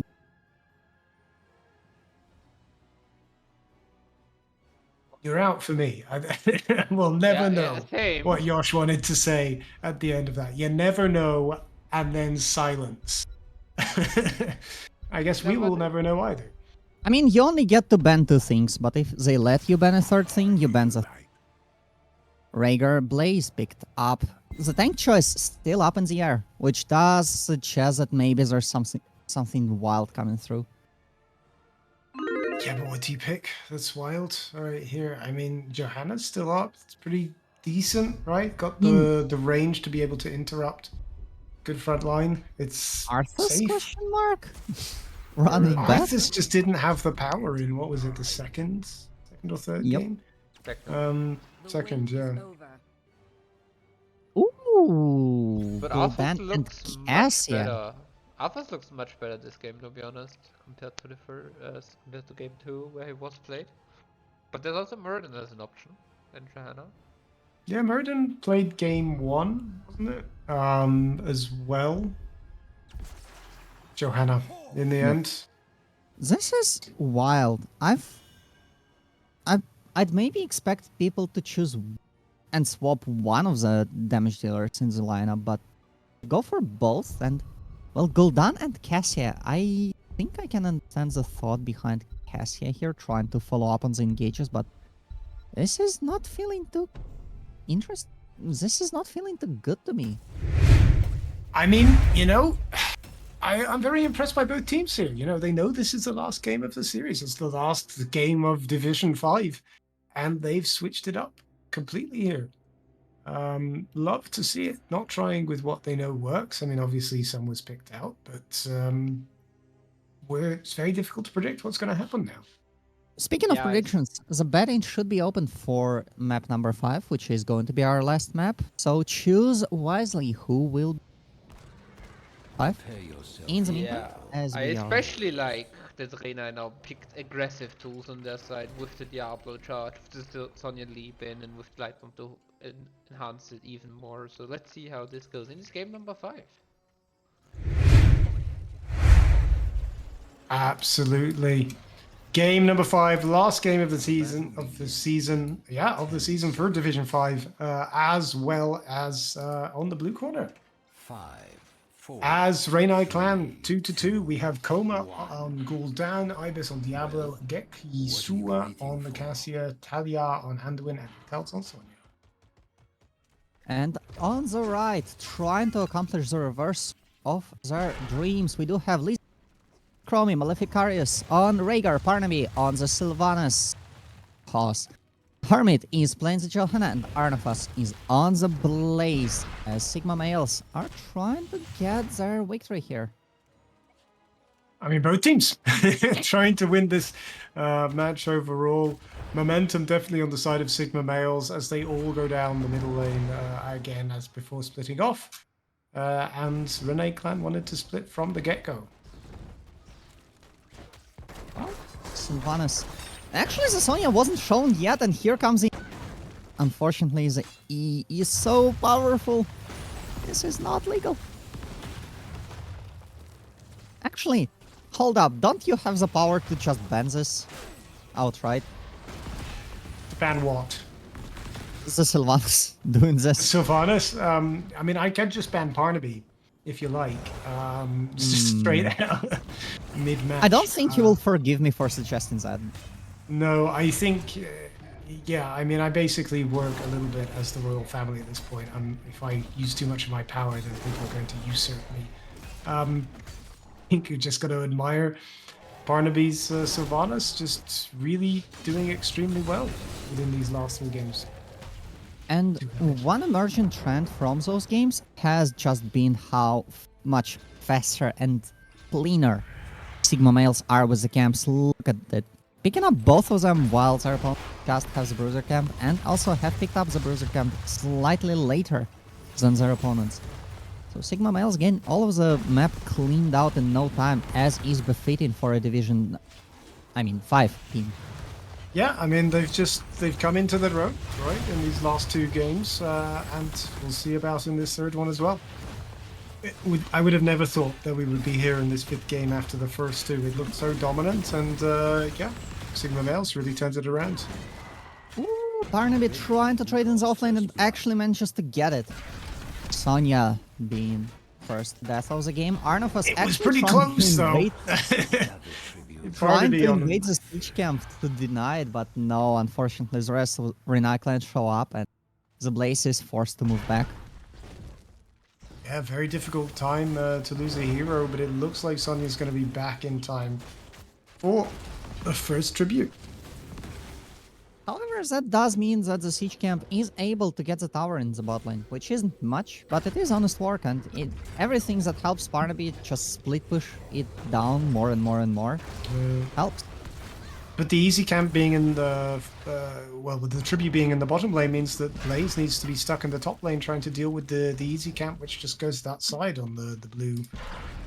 For side what of the it's map. worth, it also does mean that Barnaby can just go to the mid lane and split push it with black arrows, because what does Barnaby do? Barnaby does split push, always and forever. We do see Hermit with one last interrupt. Chromie can actually go for one more, but far here. Renai clan will get this first tribute pretty easily. The real price here is being paid in. Will Parnaby be caught out? Looks like Parnaby wasn't able to escape, trying to go to Blaze, who storms in to try to save them. All of a sudden now it looks Diablo's on the back foot. Should be able to get behind the wall in time. But Gather tribute or face my curse. very, very The close choice is simple. from And Parnaby this is making the just right the move. playstyle. We have been talking about Sigma Males as a very fight-oriented team, but we always forget that Barnaby always split pushes. And now they're just trying to out-macro as hard as possible, completely forsaking the first tribute and getting quite a lot out of it. That fort in the mid lane is already there. Yeah, I mean, it just so happens to be that Renai clan are just one fort down going into this game. Barnaby It looks loses a like lot of Barnaby health being here. contacted with, he's never going to die. He's never going to die. And instead, everyone from Renai clan is low. That's 3. Will we see 4? Sure does look like it, as Thalia will fall as well, and Cassia is actually the only one surviving. For the now being. For the time being, yeah. It's see the Blaze down there causing some trouble. It's 11. already a level and a half now ahead for Sigma Males after collecting those 5 kills. It's, you know, I think the real hope for Renai clan in the later stages of the game, where the Diablo is able to come into his stride, where the Gul'dan gets some kills, and Cassia gets a very important power spike on level 16. In the meantime, just stacking toward it.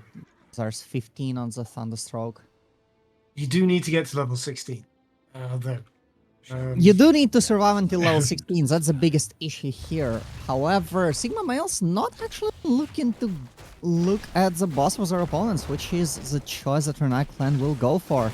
Pretty interesting one to me, but if it works out, it can be a very important way to try and get some taking their time value for taking this, themselves. and it looks as though Sigma Males may suss it out. I Doesn't mean, look like they will. Chromie did just look at it with Stonewalker's Pursuit, so that's... They have knowledge of the boss being taken, and they make a conscious decision of not trying to interrupt it, instead focusing on picking up the second tribute, leaving just one more before the curse hits. Sylvanas, Barnaby, of course, seeing that the boss is going down bot lane. Entire team down bot. Boss goes up top, straight up, and instead of going for a defense, which will result in a loss of a fort, they will go for a base race, which will result in a trade 1-for-1. Yeah, let's see how far this base race actually goes.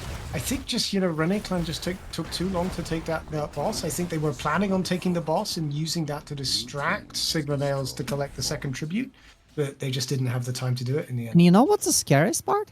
Now that they've taken this fort and ensured that the boss will just be 1-for-1, they can go for their own boss. Of course, Renai clan are not stupid. They will go for it as well. There's a trap 1, trap 2. Nope, Trap misses. it's nothing. And the boss attempt is also stalled at the very least, so that's nice for the side of Renai clans. The next tribute is spawning on the side of Sigma Males, however, on the right there. Yeah, that's exactly where they want that. They have the vision from that side as well. They have the positioning too. It's going to do a lot of damage onto Diablo before the game even begins, but that is also a combo gone as Johanna's the one in the wall there. So many people calling that oil slick, right? So Johanna's just causing menace in the backline. Right Barnaby on to flank. 35%. Huge amount There's of a damage leap, being done. but Barnaby evades it. There's a Veiling arrow on 2. Yeah, will down first, and the health bars are just falling down. Trying to dive in, trying to get deep, but it doesn't matter anything. Diablo falls down. Backline Serve the Dark Lady. health in the slightest. Man, he dodged the leap. This man is playing Sylvanas. This man has played I Sylvanas for think he's played it years. before. Not the first time he's played this hero, and that is blue team being cursed. This is already a dire position for Renai clan. Only 8 minutes into the game, they need to get it together. They can win this. We've seen them be strong as well as a huge There's a Valkyrie pull. on That's Barnaby. exactly what they needed. 2 members down during the curse, nullifying the impact of the curse to a large extent. That's precisely what they need. It's still 30 seconds, which is exactly what they would need, as that's about 20 seconds out from the 2 members they think killed. this may be the first death of Barnaby Sylvanas this series. It might well be. And Three Renai clan one more. They see 5 seconds. They're going for the boss. Sigma males are going to be back in time for this. Will they suss it out? We know that Renai clan can't take this down so quickly. They know that Renai clan are on the boss. However, Blaze is just gonna go, take the wall, take the keep. I think this keep is worth a lot more than this boss. Oh my and god, the boss combo on the Diablo. Worst possible time for that to happen, but doesn't really change much in the end. And yes, they do take the boss, and they do take the boss away, which also adds up. The denial is also a part of the value here, but will it be as important as the damage on the bottom keep? I don't think so necessarily. It's such a difficult position, right? There are so many structures left up for Sigma males that they can take this. They have the health to be able to take this and to defend it. Flipping the Johanna Arnim around is isn't going going in. to do much. Arnim is going further in. There's the Valen Arrows, the silence on the Gul'dan.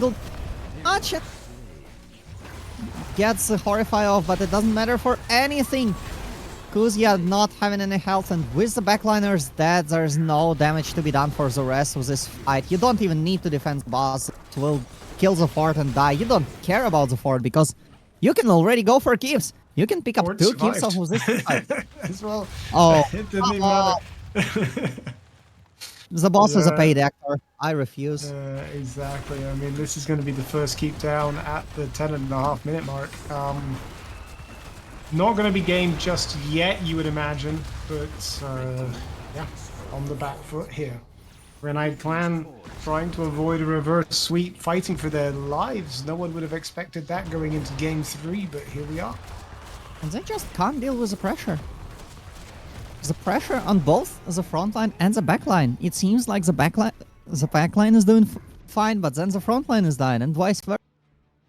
It just And need time for Sigma- Diablo to get online as well. I think Diablo's just died as soon as he got all of his souls, or too early on as well, and just not able to get that trait value.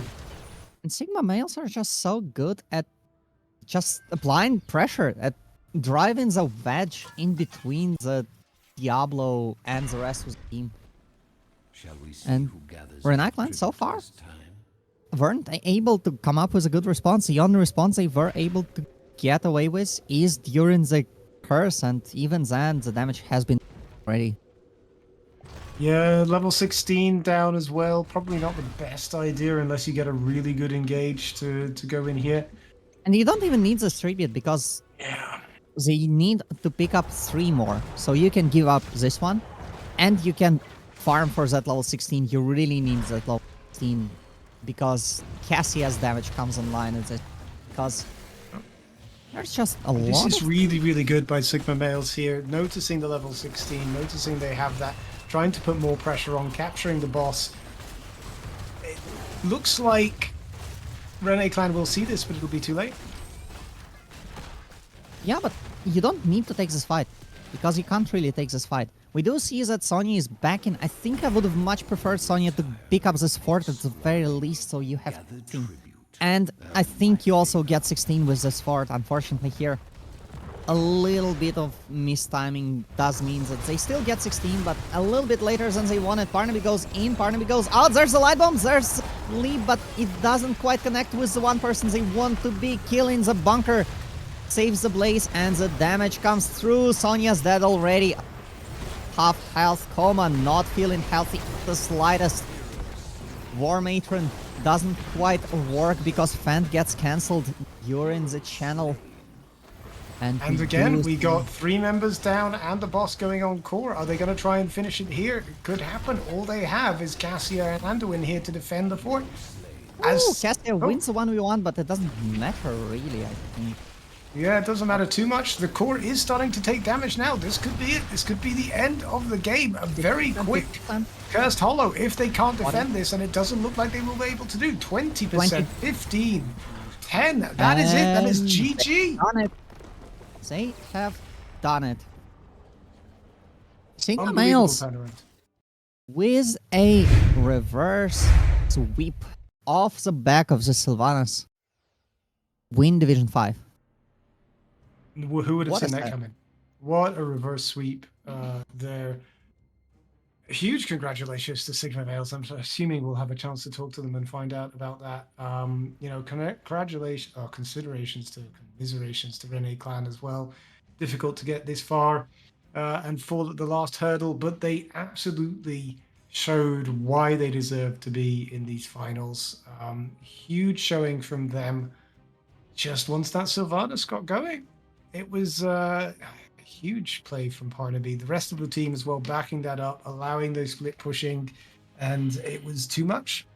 Too much for any clan. Sigma Males win our season 25 Division 5.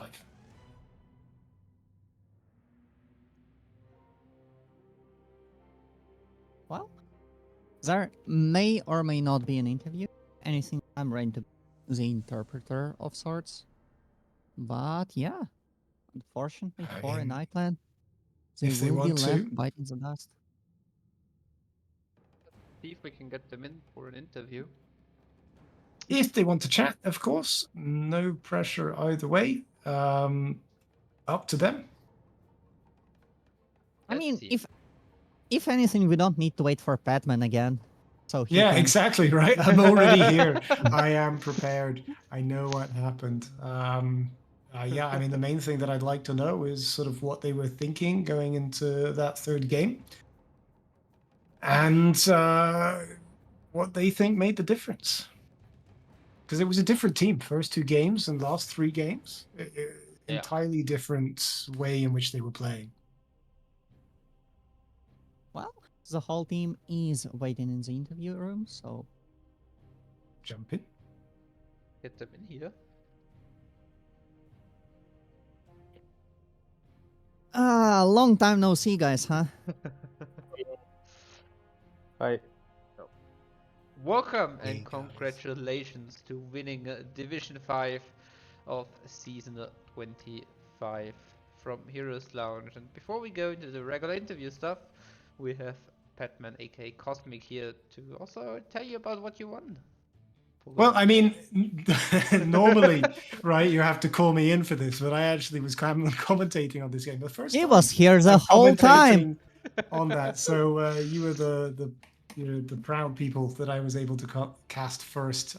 Congratulations for winning an incredibly exciting Division 5 game. You have won Season 25 of Heroes Lounge. Huge congratulations to you. Obviously, we need to give a shout out to Renai Clan as well for giving us such a spectacle. I thought it was pretty clear going into Game 3. I was like, all right, we're going to wrap this up pretty fast. Not to be. As obviously, you know, we see Sigma Males here coming through at the end. It's really difficult to go through all of this season and fail at the last hurdle. So huge commiserations to Renai Clan, but we can only have one winner. Sigma Males, you've done it.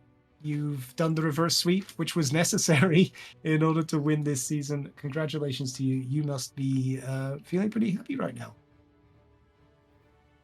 Thank you very much for your congratulations. I'm really glad to hear your voice again, by the way, Mr. Petman. Oh, hi. Yeah, it's been a while. Yeah, so it's been a tough one, actually. Yeah, like we were a little bit tilted, not gonna lie, after game number 2, but we kind of recollected and started slow and steady, you know. And we didn't win the first sprint, so to speak, but we won the long race, you know. Yeah, I mean, it was pretty one-sided, I would say, the first 2 games. What And then it was changed? pretty one-sided the last 3 games. Yeah. What do you think Well- made the difference? We just picked different heroes. We stopped picking Arthas, and Haymaker Muradin, and we started playing more disciplined, I guess. We also had some ping issues in the first games, and it was unfixable. We just waited. Oh, okay. So Yes. the internet The to ping blame. comes for everyone. Yeah, LagF causing massive issues, of course, as is normal. I mean, but it seemed like an entirely different team after game 2. At least you were being a lot more aggressive. It seemed you seemed a lot more in control. The split pushing, the macro game just seemed to be a lot more on point. I mean, the let's point be honest. We just gave 2 maps for content. Just kidding. Sure. It was really yeah, tough. I've seen those 2 maps. Yeah, I have to say, Renai clan, like this season, they were probably the most difficult opponents. That's my opinion, at the very least, that we've faced this season. So I don't know. Maybe my teammates have different opinion. By the way, I have to say thanks to my teammates for doing it, for making it possible, both in the regular season and in the playoffs. So thank you, guys. Yeah, I mean, it takes a lot of time and effort to get this far as well, not just for the players, for the people behind the scenes as well. So, I mean, I also have to say as well, I'm happy that our team can make it possible for you guys too. I mean, one of the stars that we were commentating on in those last 3 games in particular was the Sylvanas by Parnaby as well. So congratulations for, basically, we were saying some illegal escapes a lot of the time there. We were like, okay, well, there goes Sylvanas, not to be. And that's once again confirmed that Parnaby can play only Sylvanas. That is very true. A fact of launch, as a matter of fact. Well, I think it made the difference here, at least. Well, I was expecting to play some different heroes, and well, I actually played a lot of it in the previous games. But after I felt that this game can end so quickly, I just felt that I need to play only Sylvanas. And after they give me Sylvanas 3 times in a row, I just I take it. Some people just forget. That's some people forget as well. And one last thing from me, and then maybe someone else can take over. After game 2, you're on the ropes a little bit. You decided to go for a map pick. Decided to go for Volskaya. Is that just one that you really like, or did you have a plan for that? Well, I actually don't know. Like, we've been thinking about this. I actually was thinking about like picking Braxis or something, but it was, like a little bit foggy because of tilt from previous 2 games. So we thought, okay, we chosen first pick on map 2. It didn't work. Like, maybe we choose a map. Like, I don't know. We were very confused. Actually, Like to be after fair, map 3, I'm sorry for interrupting. It was much easier. Like after we saw that we can actually win. So map 3 was really the deciding one, I feel like. Actually, to be honest, we have a plan, but they ruined our plan by picking Chromie. So we just trying another plan, and that works. So that's even better. Absolutely. Yeah, great to hear. Any other questions from Yosh, Samu?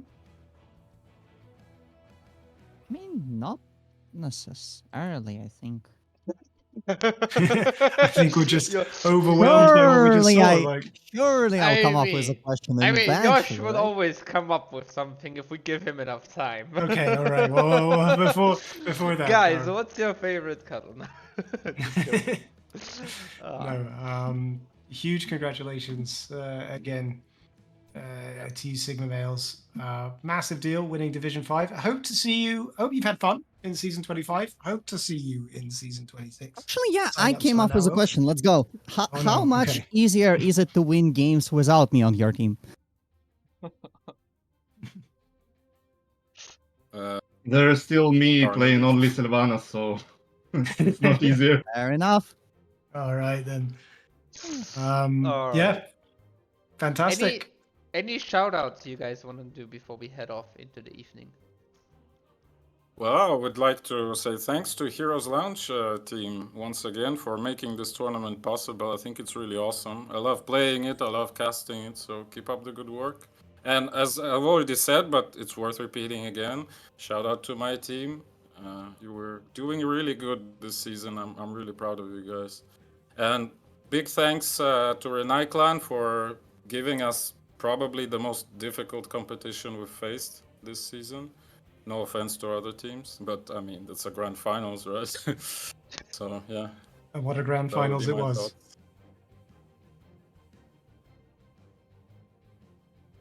thoughts. Great. Alrighty. Then thank you all for joining us here. Thank you all for watching at home. Thank you, Petman and Yosh, for joining me here on the cast disc. And we hope to see you all guys back tomorrow for the Division 4 Grand Finals, where we will have Transparent and Isnes join me for the game between Neo Unity and AFK for Coco.